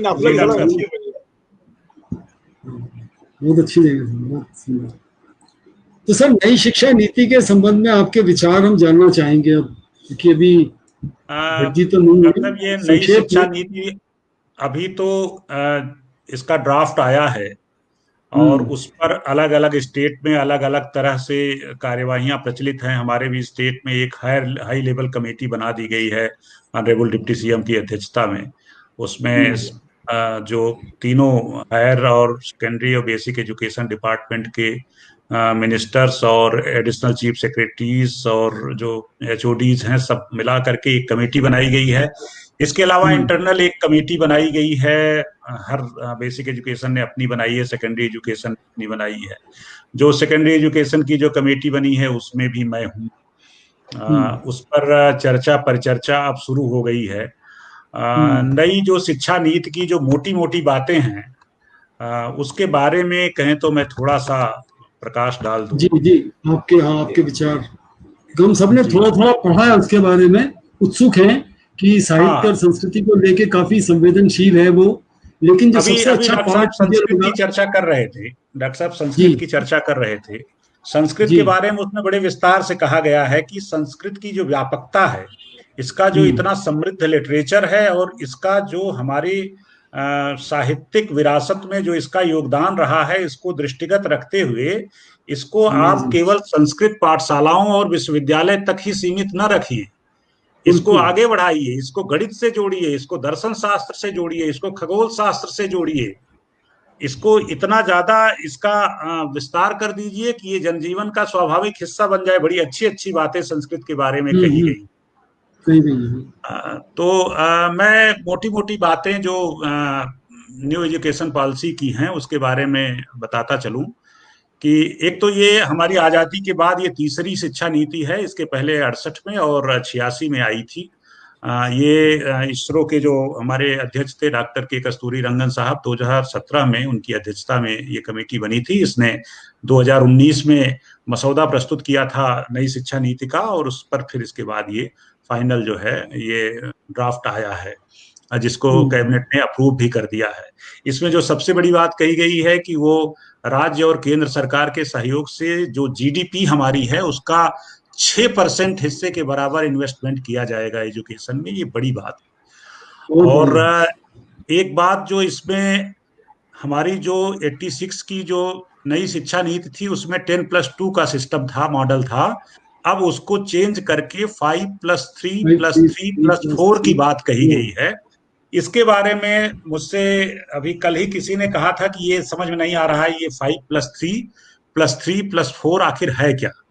तो इसके बारे में मैं, जो हमारे ये तमाम श्रोता और दर्शक जुड़े हुए हैं, उनको मैं बता दूं कि जो 0 से 3 साल की एज है वो कहा गया है कि आईसीडीएस की जो योजनाएं हैं, आंगनबाड़ी बाल वाटिका इस तरह की जो योजनाएं हैं उसमें बच्चे पढ़ेंगे, उसमें जाएंगे वो। और अर्ली चाइल्ड केयर एजुकेशन की बात कही गई, ईसीसीई की कॉन्सेप्ट है, इसका कैरिकुलम वगैरह एनसीईआरटी द्वारा बनाया जाएगा इन बच्चों के लिए। तो 3 साल तक तो वो उसमें रहेंगे, और 2 साल जो है कक्षा 1 और 2 की शिक्षा प्राथमिक स्तर पर ग्रहण करेंगे। तो ये 5 की परिभाषा हो गई। जो पहला हम्म, डिजिट है 5, 3 आईसीडीएस में, आंगनबाड़ी वगैरह में, और 2 हमारी इसमें। इसके बाद जो 6, 7 ये 3, 4, 5 है, वो 3 है, 5+3 जो है, हम्म, 3, 4, 5 की जो शिक्षा होगी। और 6, 7, 8 अगला 3 है, और 9, 10, 11, 12 अगला 4 है। चार, तो मेरे ख्याल से सब समझ गए होंगे कि 5+3 हम्म, प्लस 3+4 क्या है। हम्म, ये 10+2 में हम ये करते थे कि कक्षा 1 में बच्चा एडमिशन तभी पाता था जब वो 6 साल का हो जाता था। हम्म, यहाँ प्री क्लास का कंसेप्ट है, हम्म, आंगनबाड़ी का कंसेप्ट है, बाल वाटिका का कंसेप्ट है, ईसीसी का कंसेप्ट है, वो 3 साल के बच्चे के लिए, जो कि पहले नहीं था। हम्म, आ, ये जो टेक्निकल एजुकेशन की तरफ बढ़ने की बात है, और जो लिंग्विस्टिक जो प्रॉब्लम्स हैं, हर्डल्स हैं, उनको दूर करने की बात कही गई है। जो डिसेबल्ड हैं उनके लिए एजुकेशन को कितना इजी आप बना सकते हैं, उसके लिए इनोवेशंस, जो रचनात्मक सोच है, तार्किक निर्णय है, नवाचार की भावना को बढ़ाने की बात कही गई है। इसके अलावा जो एक बात मैं बताना भूल ही गया कि मानव संसाधन विकास मंत्रालय का नाम बदल करके शिक्षा मंत्रालय करने की बात थी, जिसको तो फाइनल उस पर नोटिफिकेशन भी जारी हो गया है। उसके पीछे की जो धारणा थी वो ये था कि शिक्षा मंत्रालय करने का उद्देश्य जो एजुकेशन एंड लर्निंग का जो प्रोसेस है उसकी तरफ फिर जो है अटेंशन ड्रा करने की बात है, कि ताकि लोग, मानव संसाधन विकास से एक जटिल शब्द लगता था उसको फिर से सरलीकृत कर दिया गया है। तो एक कई इसमें सबसे बड़ी बात ये है, जो हमारी नई शिक्षा नीति है इसमें कई बड़े अच्छे अच्छे संस्थान बनाने की बात कही गई है। उनके बारे में मैं संक्षेप से नाम बताता जाऊंगा। नाम से ही स्पष्ट है कि उनका उद्देश्य क्या होगा, क्योंकि उद्देश्य बताने लगेंगे तो बड़ा लंबा समय लगेगा। एक तो शिक्षा मंत्रालय द्वारा एक बुनियादी साक्षरता और संख्यात्मक ज्ञान पर एक राष्ट्रीय मिशन की स्थापना करने की बात कही गई है, जिसका नाम होगा national mission on foundational literacy and numeracy. ये बात कही गई है। और ये कहा गया है कि 2025 तक प्राथमिक विद्यालयों में कक्षा 3 के सभी बच्चों में बुनियादी साक्षरता और संख्यात्मक ज्ञान प्राप्त करने हेतु इस मिशन के जो है इम्प्लीमेंटेशन की योजना बनाई जाएगी। एक जो सबसे महत्वपूर्ण बात है नई शिक्षा नीति में कि कक्षा 5 तक के बच्चे को उसकी मातृभाषा में ही शिक्षा दी जाएगी। इस पर बहुत लोग नाक भौं सिकोड़ रहे हैं, लेकिन इसको बड़े वाइड एस्पेक्ट में देखने की जरूरत है। कक्षा 5 तक के जो बच्चे की उम्र होती है वो बड़े कोमल होते हैं और वो उनको स्ट्रेस फ्री रहना चाहिए। जो उनकी लोकल डायलेक्ट है, जो स्थानीय भाषा है, उसमें जिसमें वो रह रहे हैं, जिसमें वो जी रहे हैं, या आप कहिए जिसको वो जी रहे हैं, उसमें वो बेहतर ढंग से वो कोई चीज समझ सकते हैं। आप उनको जबरदस्ती अंग्रेजी पढ़ाने लगेंगे और अंग्रेजी में कोई चीज समझने को कहेंगे तो वो उतना बेहतर नहीं समझ सकेंगे जितना अपनी स्थानीय भाषा में समझ सकेंगे। और कक्षा 5 तक अगर आप उनको स्थानीय भाषा में पढ़ा देंगे तो ऐसा नहीं है कि उसके बाद वो अंग्रेजी नहीं पढ़ पाएंगे। तो नई शिक्षा नीति में इस बात पर बड़ा जोर दिया गया है और इसके साथ ये भी कहा गया है कि कक्षा 8 और आगे की शिक्षा में भी आप मातृभाषा को बढ़ावा दीजिए, क्योंकि हमारा माइंड सेट है, वो हम जो सोचते हैं, वो जो हमारा लोकल जो परिवेश होता है, लोकल जो डायलेक्ट होता है, उसमें जितना बढ़िया ढंग से समझ पाते हैं उतना और नहीं समझ पाते हैं। संस्कृत की बात मैंने बता ही दी है। और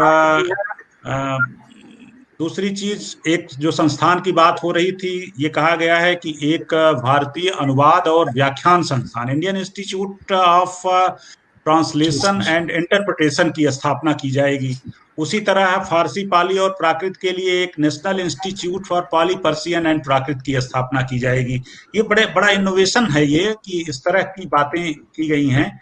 जैसे भारतीय अनुवाद और व्याख्या संस्थान तो बहुत ही रेलिवेंट है, उसकी बहुत जरूरत है। उसमें तमाम चीजें निकल के आएंगी जब वो लोग रिसर्च करेंगे, शोध करेंगे, तो तमाम चीजें, तमाम अच्छे साहित्य जो जिनकी एक्सेस जिन तक हमारी एक्सेस नहीं है, वो इस संस्थान के जरिए हम तक पहुंच सकते हैं। आप जो हमारे इस समय इस कार्यक्रम से जुड़े हुए जो लोग हैं, वो तमाम ऐसे साहित्य के बारे में सुनते होंगे जो स्पेनिश में है, जो लैटिन में है, जिनको ना हमें आज तक उसका हिंदी अनुवाद मिला है, ना हम उनको पढ़ पाते हैं, केवल सुन लेते हैं कि ये जो है सर्वेंटीज ने स्पेनिश भाषा में डॉन क्विक्जोट लिखा था, बड़ा गजब का उपन्यास है। तो हम उसको इस तरह के संस्थान आ जाने से हम पढ़ेंगे। नई शिक्षा नीति में जो एक बात और कही गई है कि वो कौशल का विकास और एक्सपीरियंस बेस्ड टीचिंग और लॉजिकल जो चिंतन है उसको प्रोत्साहित करने पर ध्यान दिया जाएगा। सबसे एक मजेदार बात और है जिस पर लोगों का ध्यान बहुत ज्यादा आकृष्ट हुआ है, वो कह रहे हैं कक्षा 6 से ही हम व्यावसायिक शिक्षा को शामिल कर देंगे और वहीं से इंटर्नशिप शुरू करेंगे। ये आपके स्किल को मजबूत करने की बात है। शुरू से ही आपको व्यावसायिक शिक्षा की तरफ उन्मुख जो अपना क्षेत्र चुनना चाहे वो चुन सकता है। एनसीईआरटी को कहा गया है कि आप एक national curriculum framework for national education NCFSE तैयार करेंगे। और जो अगली बात है वो कक्षा 3, 5 और 8, ये बड़ी अच्छी बात कही गई है। कक्षा 3, 5 और 8 के स्तर पर जो परीक्षाएं होती हैं वो एक औपचारिकता मात्र बनकर रह गई हैं। उसके बारे में कहा गया है इस स्तर पर बच्चे स्कूली परीक्षाओं में भाग लेंगे और जिसके लिए एक उपयुक्त अथॉरिटी बनाई जाए जो इसका संचालन करेगी। ये बहुत बड़ी बात है, इससे सब लोग सहमत होंगे और सब लोग कहते थे कि ये चीज होनी चाहिए। कक्षा 10-12 की जो परीक्षा है उसकी पद्धति में बदलाव किया जाना जरूरी है, ये उन्होंने कहा है। एक बात मैं स्पष्ट कर दूं कि कुछ दिन पहले समाचार पत्रों में ये बात आई थी कि आप हाई स्कूल का बोर्ड जो है खत्म किया जा रहा है। ऐसा कहीं नई शिक्षा नीति में ऐसा कहीं कुछ दिख नहीं रहा है कि ऐसी बात कही। ये जरूर कहा गया है कि छात्रों के जो समग्र विकास को ध्यान में रखते हुए कक्षा 10 और 12 की परीक्षाओं में बदलाव किया जाए और भविष्य में सेमेस्टर प्रणाली शुरू की जाए। एक परीक्षा 12th में आपने ले लिया, उसी से उसके व्यक्तित्व का पूरा तरह से मापन हो गया, ये नहीं माना जा सकता। 6-6 महीने के सेमेस्टर हों, बच्चों को पता तो चले, हमें पता तो चले बच्चे क्या पढ़ रहे हैं।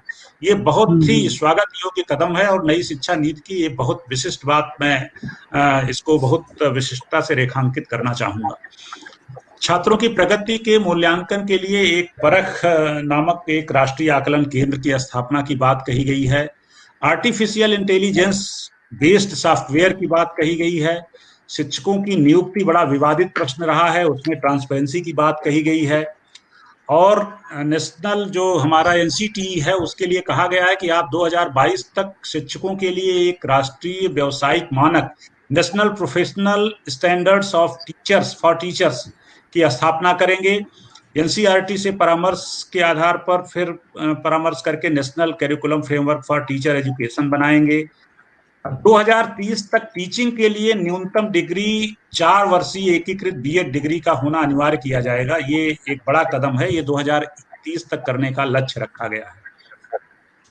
हायर एजुकेशन के क्षेत्र में जो बड़ा जबरदस्त ड्रॉप आउट है कि हायर एजुकेशन तक पहुंचते पहुंचते हमारा ग्रॉस एनरोलमेंट रेशियो यानी GER 2018 के आंकड़ों के हिसाब से वो 26.3% रह जा रहा है। उसको उन्होंने कहा है कि आप 50% तक इसको ले जाएं और इसके लिए उच्च शिक्षण संस्थानों में 3.5 करोड़ नई सीटें जोड़ दी जाएं। एक जो बड़ा जबरदस्त है, बड़ा रिवॉल्यूशनरी स्टेप है, इसके बारे में व्यापक स्तर पर विचार विमर्श हो रहा है। कई लोग इसकी आलोचना भी कर रहे हैं। अभी इस पर हम लोग भी कोई राय नहीं दे रहे हैं, इसलिए कि जगह जगह से इस पर फीडबैक आ रहे हैं। उन्होंने कहा है कि स्नातक पाठ्यक्रम को रिफॉर्म करिए और इसमें 3 या 4 वर्ष का जो भी पाठ्यक्रम हो, इसमें कई स्तरों पर बच्चों को ये छूट दी जानी चाहिए कि वो छोड़ सकते हैं। तो अगर वो पहले साल छोड़ देते हैं तो उनको सर्टिफिकेट मिलेगा, 2 साल के बाद छोड़ देते हैं तो उनको एडवांस डिप्लोमा मिलेगा, 3 साल बाद छोड़ देते हैं तो उनको ग्रेजुएशन की डिग्री मिलेगी, 4 साल पूरा कर लेते हैं तो रिसर्च के साथ स्नातक की डिग्री मिलेगी। ये बड़ा ही बड़ा लैंडमार्क है ये, और इस पर अभी तमाम पूरे देश में बड़ा व्यापक विचार विमर्श होगा। देखिए क्या इसमें आता है। उच्च शिक्षण संस्थानों से जो लोग मार्कशीट वगैरह प्राप्त करते हैं, जो अंक प्राप्त करते हैं, उनको डिजिटल रूप में सुरक्षित रखने के लिए एकेडमिक बैंक ऑफ क्रेडिट की स्थापना की बात कही गई है। एमफिल के नाम पर जो मजाक हुआ करता था, वर्षों लोग एडमिशन लेकर के, या एमफिल की कहीं कहीं बाध्यता रहती थी, उसको पूरी तरह से समाप्त कर दिया गया है। एक higher education commission of India स्थापित करने की बात कही गई है। इसमें मेडिकल और लॉ नहीं शामिल होगा, केवल इसके अलावा और हायर एजुकेशन से जुड़ी हुई चीजें रहेंगी। इनके लिए, इनके इम्प्लीमेंटेशन के लिए 4 और निकाय स्थापित करने की बात कही गई है, जिसमें एक्सचेंज हेतु जो है वो national higher education regulatory council है, और स्टैंडर्ड के लिए जनरल एजुकेशन काउंसिल है, फाइनेंस की चीजें देखने के लिए higher education grant commission council की बात कही गई है, राष्ट्रीय नेशनल एक्रेडिटेशन काउंसिल की बात कही गई है। 4 चीजें हैं। महाविद्यालयों की संबद्धता, उनको ऑटोनॉमी देने की बात कही गई है। एक बात जो सबसे महत्वपूर्ण है, ये कहा गया है कि IIT और IIM के समकक्ष एक बहुविषयक शिक्षा एवं अनुसंधान विश्वविद्यालय, multi disciplinary education and research universities की स्थापना की जाएगी। ये बड़ी चीज है और इनोवेशन भी है। ये बड़ा ही इनोवेटिव काम है। ये निश्चित रूप से इसका स्वागत किया जाना चाहिए। ये मोटी मोटी बातें थी जो मैंने आपको संक्षेप में बताना चाह रहा था, लेकिन विस्तार से हो गई। नहीं, मैं 2 चीज़ों पे आपका ध्यान दिलाना चाहूँगा। एक तो इसमें शायद जो प्राइवेट सेक्टर है, CSR है, कॉर्पोरेट सोशल रिस्पॉन्सिबिलिटी है, उसको लेके भी काफ़ी चर्चा हुई है कि उनका फंड लेके उनका एजुकेशन में नहीं है, तो इसीलिए वो GDP का इतना हिस्सा आएगा या नहीं आएगा, लेकिन CSR से काफ़ी हिस्सा वो देने की कोशिश कर रहे हैं। दूसरा, आपको यदि याद हो डॉक्टर साहब, जब मेरी और आपकी पहली मुलाकात हुई थी, क्योंकि इसमें काफी सारे टीचर उत्तराखंड के हैं, Uttarakhand was part of Uttar Pradesh at that time, या एक समय में पार्ट रहा था। तो मैंने 40 साल पहले कविता पढ़ी थी, मुक्तक, डॉक्टर सरोजनी प्रीतम का, और वो पता नहीं प्रासंगिक है या नहीं आज। उसमें ये लिखा था कि जब प्रश्नों की लगी झड़ी, क्योंकि लखनऊ में हजरतगंज से जब आप निकलते हैं और सामने विधानसभा देखते हैं, चारबाग को जाते हुए आपके लेफ्ट हैंड साइड में पोस्ट ऑफिस और विधानसभा है, तो वहां पे काफी सारे विधायक बैठते हैं। तो कवित्री डॉक्टर सरोजनी प्रीतम ने ये लिखा था कि जब प्रश्नों की लगी झड़ी तो विधायक निरुत्तर था, क्योंकि प्रदेश ही उत्तर था। तो क्या उत्तर प्रदेश में कुछ अच्छा हो पाएगा? बिल्कुल होगा, बिल्कुल होगा, बहुत अच्छा होगा। आशान्वित हैं आप। मैं तो हर उत्तर प्रदेशवासी को ये कविता सुनाता और कहता हूँ भैया कुछ अपने उत्तर प्रदेश के लिए हम कुछ कर ले, जो भी हमसे बन पड़े। बहुत अच्छी कविता थी, लेकिन उन्होंने काफी दिमाग लगा के लिखी। जब प्रश्नों की लगी झड़ी तो विधायक निरुत्तर था, क्योंकि प्रदेश ही उत्तर था।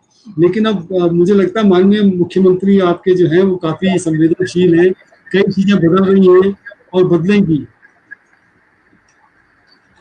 हमारे साथ सर, आप मुझे सुन पा रहे हैं सर? हाँ बिल्कुल आ रही है आवाज।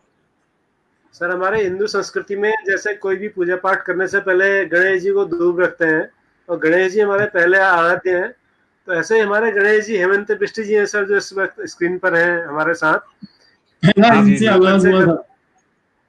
आपका कभी न कभी परिचय रहा होगा, हो सकता है नहीं रहा होगा, तो बिल्कुल बिल्कुल मैं बिल्कुल पहचान रहा हूँ बिष्ट जी को, बिल्कुल पहचान जी। तो हेमंत बिष्ट जी सर विज्ञान के प्रवक्ता रहे और राष्ट्रपति पुरस्कृत शिक्षक हैं और बहुत सारे इनोवेटिव काम किए हैं, हम सब के आदर्श हैं और बहुत अच्छे मंच संचालक हैं। तो हमारे द टीचर शो के पहले एपिसोड के गेस्ट हेमंत सर थे, और फिर गोल्डन जयंती हुई 50वां, तो उसमें रहे, आज हीरा का इसमें भी हैं। तो जब तक हेमंत सर हमारे कार्यक्रम में नहीं आते हमको मजा नहीं आता। तो हेमंत सर का स्वागत है। और हेमंत सर से मैं चाहूंगा कि वो आज के इस एपिसोड के संदर्भ में अपने विचार रखें, नीति को लेके कोई सवाल आपसे करना चाहे डॉक्टर प्रदीप सिंह जी से, तो आपका स्वागत है सर। हेमंत सर,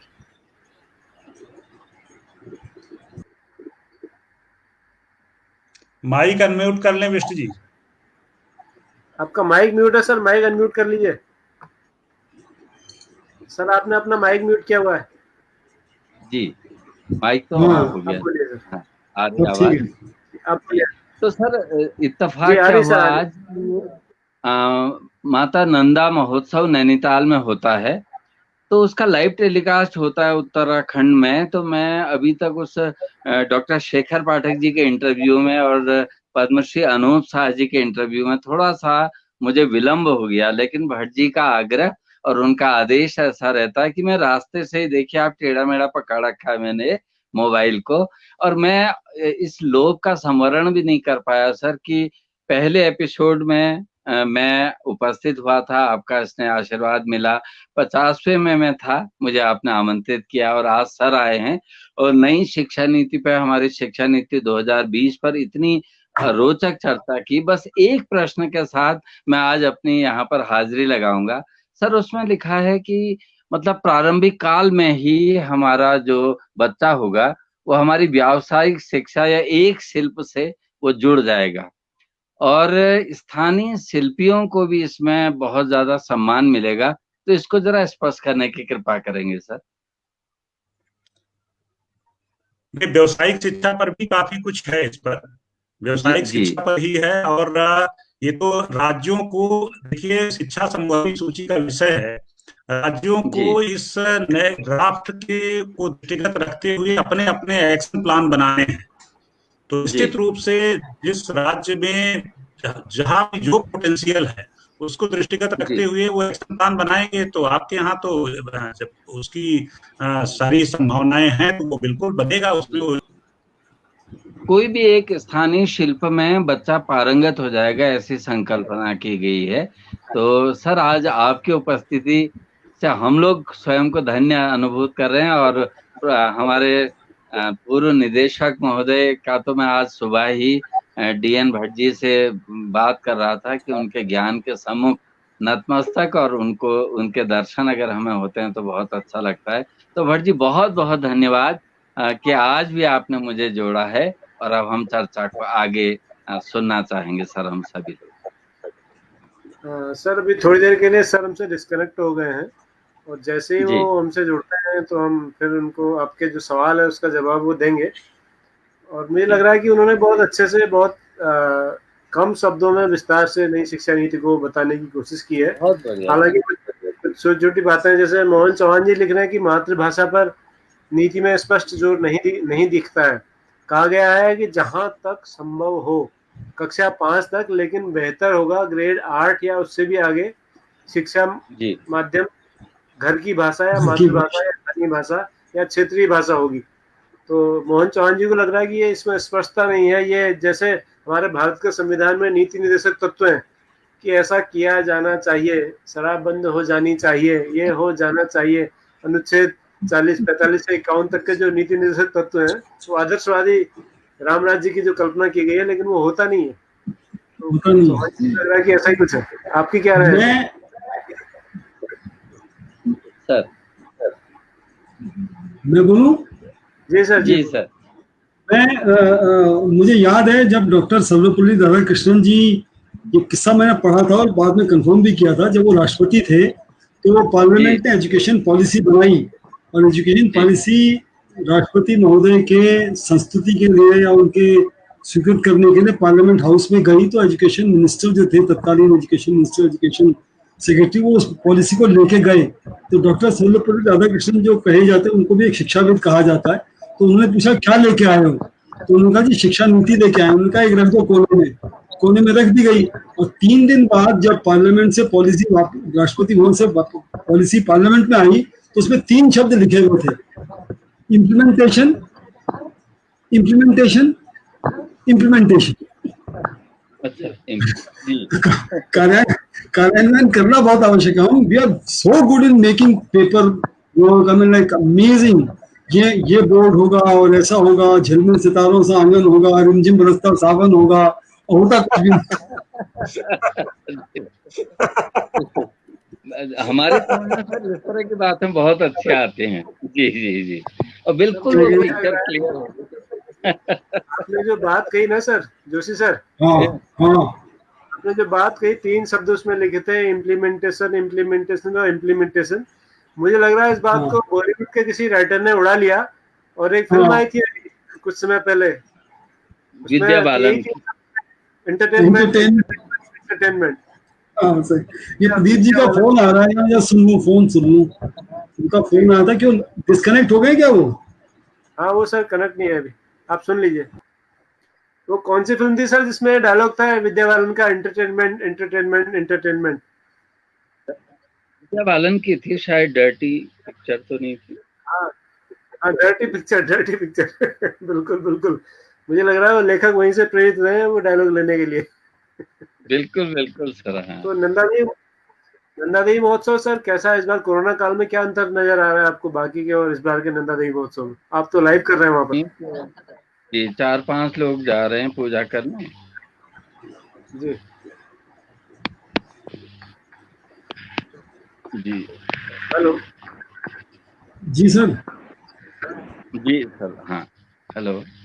हाँ जी हाँ सर। पर लाइव टेलीकास्ट के माध्यम से दर्शक करा रहे हैं, कुछ विद्वान आके अपने अपने बातें रख रहे हैं।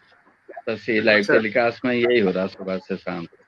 सर एक बार डॉक्टर प्रदीप सर से बातचीत कर ली जाए कि उनका शायद कोई बटन कर रहे हैं सर, दब गया। जोशी सर बात कर रहे हैं उनसे, जोशी सर बात कर रहे हैं।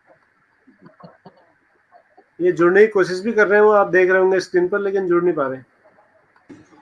नेटवर्क की शायद दिक्कत हो रही है। तो गोल गोल घूम रहा है सर। वो पूछ रहे हैं कि क्या मैं ही डिस्कनेक्ट हुआ हूँ या और भी लोग डिस्कनेक्ट है? मैंने कहा नहीं, केवल आप ही हुए हैं। तो उनको जरा फोन करके बता दीजिए। नेटवर्क खत्म हो गया, नेटवर्क खत्म हो गया। नेटवर्क खत्म हो जाता है ना, डेटा खत्म हो जाता है कई बार, तो तब भी ऐसा होता है कि स्पीड कम हो जाती है। ओहो, एक बार फोन कर दीजिए आप। तब तक आप क्या करते थे? मैंने हाँ वो डर्टी पिक्चर में था, विद्या बालन जी ने कहा था एंटरटेनमेंट, एंटरटेनमेंट। ठीक है, लग रहा है वहीं से राइटर और डायरेक्टर ने वहीं से उड़ाया लोग, वहीं से उड़ाया। लेकिन सर वो रिमझिम बरसता सावन होगा, और वो भी इतनी बढ़िया व्याख्या है सर, जो हम स्वप्न देखते हैं और ऐसा होगा वैसा होगा, निश्चित रूप से सर बहुत अच्छा है। वो उदाहरण बहुत अच्छा लगा सर। हाँ, एक उदाहरण और शिक्षा के बारे में।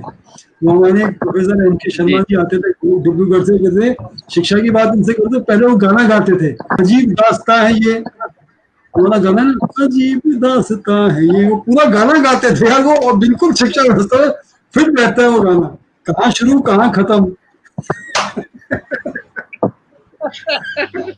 कहाँ शुरू कहाँ खत्म, ये न मंजिल तुम समझ सके, ये मंजिल है कौन सी, न तुम समझ सके ना, ठीक है चल रहा है,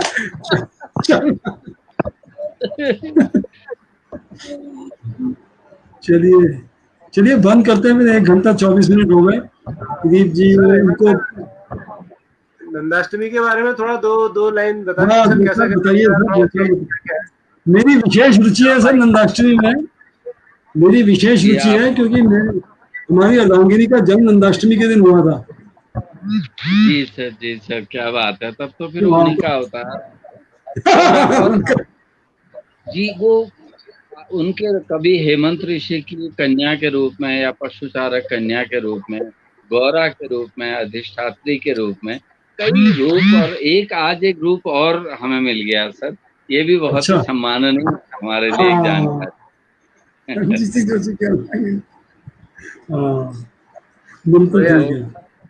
भट्ट जी आपको तो पता है, आप तो हमेशा नंदा महोत्सव के फोटोग्राफ लेने आते थे, और आपके बहुत सारे फोटोग्राफ हमने देखी है नंदा महोत्सव की, लेकिन इतना सुनसान इस बार है सर, और बहुत ही लोग नंदा महोत्सव के विषय में अपनी टिप्पणियां, अपनी कहानियां और बराबर लिख के भेज रहे हैं कि इसे प्रसारित करो, और हम लोग वहां से करा रहे हैं, कभी कभी कराते हैं, और हम भट्ट जी के विचारों को भी कल तक मैं वेट करूंगा सर, कल 12-1 बजे तक हमारा जो है लाइव टेलीकास्ट है, तो भट्ट जी अगर अपने कोई विचार भेज देंगे तो कल हम उसको ऑनलाइन वहां से प्रसारित करेंगे। शेखर पाठी जी कैसे हैं सर? आ गए डॉक्टर प्रदीप आ गए। आज शेखर जी सर, जी कुछ डिस्टर्बेंस सर आ गए हैं सर। जी हेमंत सर, आप सवाल अपना दोहरा दीजिए ताकि सर जवाब दे सके उसका। मैं कह रहा था कि अक्सर यहाँ चर्चा है, एक दिन विद्यालय में भी मैं गया था, कि वो कहते हैं कि प्रथम चरण में ही अपनी शिक्षा के वो किसी अपने एक स्थानीय व्यावसायिक शिक्षा में, कोई व्यावसायिक कोई विधा में वो दक्ष हो जाएगा। तो यहाँ पे सर हम चाह रहे थे कि कैसे उसको दक्ष किया जाएगा, और उसमें ये भी लिखा गया है कि स्थानीय शिल्पियों को इसके लिए नियुक्त किया जाएगा या इसकी मदद ली जाएगी। तो ये थोड़ा सा सर क्लियर करेंगे या हम लोग जी ये मैंने चर्चा की ना, उसमें ये बात कही गई कि कक्षा 6 से ही व्यावसायिक शिक्षा दी जाएगी और इंटर्नशिप भी दी जाएगी। इंटर्नशिप तो बिल्कुल जो प्रश्न आप कर रहे हैं वो यही है। अब ये ड्राफ्ट है, इसके बारे में एक्शन प्लान बनाने की जिम्मेदारी राज्य सरकारों की है। तो जो बात मैंने पहले कही कि ये तो आपकी स्टेट की ड्राफ्ट करेगी कि किस तरह का एक्शन प्लान, किस तरह से हम इम्प्लीमेंट करते हैं। अभी इसके बाद तो जो है मानव संसाधन विकास, अभी ये ड्राफ्ट आ रहा है, इसके बाद मंत्रालय की तमाम जो उन्होंने सुझाव मांगे हैं, सुझाव मिलने के बाद वो गाइडलाइन जारी करेंगे भारी भरकम, इसके बाद ये शेप लेगा एक तरह से। अभी तो इसमें बहुत कुछ किया जाना है, बहुत कुछ किया। हाँ सर, कोई फॉर्मेट तैयार किया जाएगा कि कैसे स्थानीय शिल्पकारों से मदद ली जाए, या कहाँ के क्या शिल्प हैं, शायद वो जिम्मेदारी सभी लोगों पर दी जाए। जी जी बिल्कुल बिल्कुल बिल्कुल। सर वो किस्सा अपना मिस्टर होल वर्सेस होल वाला सुनाइए सर, वो बहुत ज्ञानवर्धक किस्सा था वो, यदि आपको अभी भी याद हो तो। जी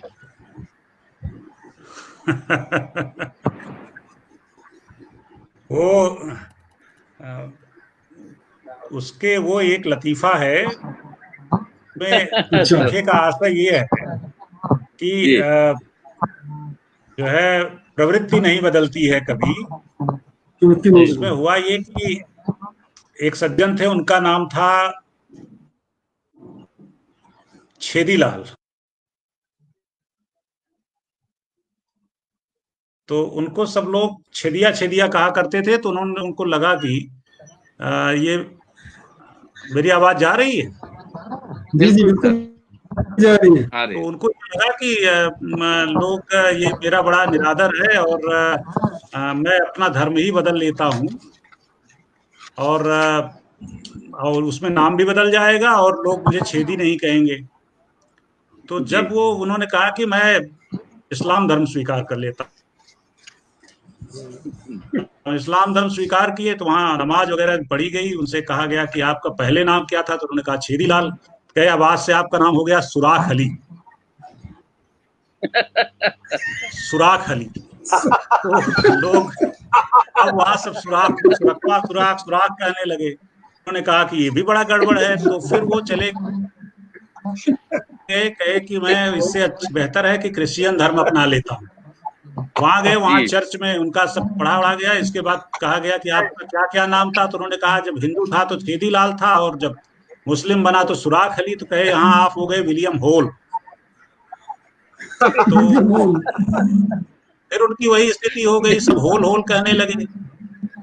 तो कहे कि एक धर्म और बचा है सिख धर्म, यहाँ चला जाता हूँ। वहां गए, गुरुद्वारे में ग्रंथी ने सब उनको गुरु ग्रंथ साहब का पाठ वगैरह कराया। पूछा नाम क्या क्या था? उन्होंने कहा हिंदू धर्म था तो छेदी लाल थे, इस्लाम हुआ तो सुराख अली हो गए और क्रिश्चियन में गए तो विलियम होल हो गए। कहे यहाँ आपका नाम आज से होगा सरदार बिलोक्का सिंह। सरदार बिलोक्का सिंह। होल को बिलोक्का कहते हैं, बिल कहते हैं ना। जी जी जी। तो उन्होंने कहा इससे बेहतर था कि हम वहीं रहे होते, छेदी भले छेदी लाल था, यही ठीक था। बढ़िया सर, बहुत बढ़िया, बहुत बढ़िया, बहुत शानदार रहा सर। हम दरअसल अपने एपिसोड को लगभग 1 घंटे का रखते हैं, लेकिन आज 1.5 घंटा कब बीत गया पता ही नहीं चला आपसे बातचीत करते हुए। आपके बहुत अच्छी कविताएं, बहुत संवेदनशील कविताएं रही और साथ में आपने शिक्षा नीति को बहुत कम शब्दों में, कम समय में स्पष्ट किया पूरे देश के शिक्षकों के सामने। तो ये हम सब के लिए बहुत ही लाभदायक रहा सर। और लगातार हमारे शिक्षक साथी इस पर कमेंट्स भी कर रहे हैं। हमारे प्रदीप जोशी जी लिख रहे हैं हल्द्वानी से, बहुत अच्छा उन्होंने कमेंट किया आज के आपके वक्तव्य को लेकर के। वो कह रहे हैं कि आज के एपिसोड में, स्क्रीन पर मैंने लाइव किया सर, आज के एपिसोड में शिक्षा नीति से जुड़ी बहुत अच्छी जानकारी प्रदीप सिंह जी द्वारा दी गई और इसकी जानकारी होना हम सब शिक्षकों के लिए बहुत आवश्यक है। पहले तो हमें इसे अवश्य पढ़ना चाहिए, लेकिन आज का एपिसोड सुन करके काफी कुछ जानकारियां प्राप्त हुई। आप संयोजक और मुख्य वार्ताकार महोदयान का हार्दिक धन्यवाद। तो कई बार क्या होता है सर, पढ़ के हमें चीजें उतनी स्पष्ट रूप से समझ में नहीं आती है, सुन के ज्यादा अच्छे से समझ में आता है, क्योंकि हम पढ़ने पढ़ाने वाले ही लोग हैं। तो या तो पढ़ा के समझते हैं या फिर पढ़ के सुन के समझते हैं। तो और ये बहुत अच्छा रहा सर। आपने रोचक तरीका था कि आप और दोबारा पढ़ने को मन कर रहा है। तरीका भी होता है प्रवेश कराने का सर। अब वो दोबारा पढ़ने में ज्यादा अच्छी तरह से सर, एकदम से सीमेंटेड हो जाएगा वो। जी बिल्कुल जी सर, बिल्कुल। बहुत अच्छी। चलिए सर, बहुत बहुत धन्यवाद आप सभी का। और एक और सवाल सर, अंतिम सवाल ले लेते हैं। मोहन चौहान जी पूछ रहे हैं, हमारे कला शिक्षक हैं गढ़वाल में, कह रहे हैं कि शिल्प के बारे में जो नीति में कहा गया है, क्या वह निजी विद्यालयों में भी लागू होगा? ये बड़ा महत्वपूर्ण सवाल है। क्यों नहीं? कोई पॉलिसी बनेगी तो वो तो सबके लिए होगी, गवर्नमेंट एडेड, प्राइवेट, सबके लिए होगी वो, बिल्कुल सबके लिए होगी। हाँ, क्योंकि सर ये कंफ्यूजन इसलिए रहता है क्योंकि हमारे यहाँ अलग अलग नियम है। निजी स्कूलों के लिए अलग पाठ्यक्रम है, अलग किताबें हैं, हमारे सरकारी विद्यालयों के लिए अलग है, हर राज्य में अलग अलग है, राज्यों में भी विषमताएं हैं। तो इसलिए वो सवाल उन्होंने पूछा शायद। नहीं तो ये जो आपके उस क्षेत्र के जो रिप्रेजेंटेटिव होंगे उनके माध्यम से बात रखी जाएगी। अगर ऐसा नहीं करते हैं, करना चाहिए, क्योंकि जो फ्रेमवर्क बनेगा वो सबके लिए होगा। बच्चे तो समान होते हैं ना, बच्चे तो चाहे गवर्नमेंट में पढ़े चाहे प्राइवेट में पढ़े। हमारा अल्टीमेट गोल तो है बच्चों के व्यक्तित्व का विकास करना, ना उनके अंदर स्किल पैदा करना। बिल्कुल बिल्कुल, एकदम सही बात सर। सर कुछ कह रहे हैं? तो सर मैं कह रहा था कि इतने रोचक तरीके से सर आप लोगों के वार्ता रही कि फिर जैसे हम कहते हैं कभी कोई ध्रुव विषय होता है, तो शिक्षक अगर रोचक तरीके से बता दे तो फिर बच्चा वहां को जाता है, खुद ट्राई करता है। तो हम लोग भी जो बिंदु समझ में नहीं आए थे, हम सभी शिक्षक जरूर पढ़ेंगे। सर आपने बहुत ही रोचक तरीके से, बहुत ही कॉन्क्रीट बताया। चलिए सर, बहुत बहुत मुझे धन्यवाद। मुझे मुझे मुझे मेरी टीचर ने कहा था कि अच्छा टीचर कौन होता है गिरीश, तो मैंने कहा कि अच्छा टीचर मैं क्या बताऊं, तो कहते हैं वो अच्छा टीचर वो होता है जो आपको सही रास्ता दिखा दे, who can show you the door. आपने जो है आज आपने बहुत एक रास्ता दिखा दिया, एक द्वार पे हमको छोड़ दिया कि ये सही रास्ता है, इसको पकड़ लो। और वही सब उन्होंने जो मेरे उस सहभागी वो सब इस बात को मान रहे हैं कि उस चाह को आपने जागृत किया है कि हम सब एजुकेशन पॉलिसी को थोड़ा और पढ़ें और अपने अपने विचार जिस पटल पे भी रख सकते हैं वो रखें, लेकिन वो जागृत इग्नोरेट करने वाली जो बात है ना, इग्नोरेटेड माइंड जो एपीजे अब्दुल कलाम हमेशा कहते थे, वो आपने किया आज। बहुत बहुत हार्दिक धन्यवाद। Thank you. जी आज की जो ये रचनात्मक दावत थी, उस दावत में स्वीट डिश भी हमने ले ली है सर से, जेडी सर से स्वीट डिश भी खा ली, लेकिन बहुगुणा सर भी कोई पकवान तो खिलाए हमको आज। आज भैया हमारा डाइवर जुबली है। आज की चर्चा इतनी बढ़िया रही, और खास तौर से सबका जो उनका जो कवि पक्ष और जो साहित्यिक पक्ष जो उभर के सामने आया, और एक शिक्षक पक्ष सबसे बड़ा एक शिक्षक पक्ष जो उभर के आया, और शिक्षा नीति की जो चर्चा हुई उसको बस उसको आनंद ले रहा हूँ उसका मैं। बहुत क्या बढ़िया बढ़िया। चलिए सर 1 घंटा 35 मिनट। तो बहुत बहुत धन्यवाद सर आपका। हमारा शो आज बहुत लंबा हो गया है, और बहुत बहुत बहुत आभार मुझे जोड़ने के लिए इस कार्यक्रम से। बहुत बहुत धन्यवाद। ये हमारा सौभाग्य आइएगा। बिल्कुल बिल्कुल आइएगा। कल शाम ठीक 7 बजे, कल शाम ठीक 7 बजे द टीचर शो के एपिसोड नंबर 76 में हमारे साथ होंगे गढ़वाल से श्री महेंद्र ध्यानी जी। महेंद्र ध्यानी जी अब तो हिंदी के प्रवक्ता है, लेकिन पहले विज्ञान के शिक्षक रहे हैं और कई बार राष्ट्रीय विज्ञान कांग्रेस में बच्चों को लेकर के जा चुके हैं। बहुत अच्छे साहित्यकार हैं, बहुत अच्छा बाल साहित्य रचते हैं, गढ़वाली में भी लिखते हैं, हिंदी में भी लिखते हैं। आकाशवाणी और दूरदर्शन पर लगातार उनकी वार्ताएं, कविताएं प्रसारित होती रही है। कल हम महेंद्र ध्यानी जी से उनके नवाचार, उनके अनुभव और विज्ञान और संस्कृति को कैसे हम जोड़ें, जैसा हेमंत सर का भी जो विषय है, प्रिय विषय है, उस पर चर्चा करेंगे। तब तक के लिए हम सबको अनुमति दीजिए, और मैं डॉक्टर प्रदीप सिंह जी का बहुत बहुत आभारी हूँ। आपका धन्यवाद ज्ञापित करता हूँ सर, आप इस शो में आए और हमें अनुग्रहित किया। बहुत बहुत धन्यवाद। नमस्कार, शुभ रात्रि। कल मिलते हैं ठीक 7 बजे। बहुत अच्छा, बहुत आनंद।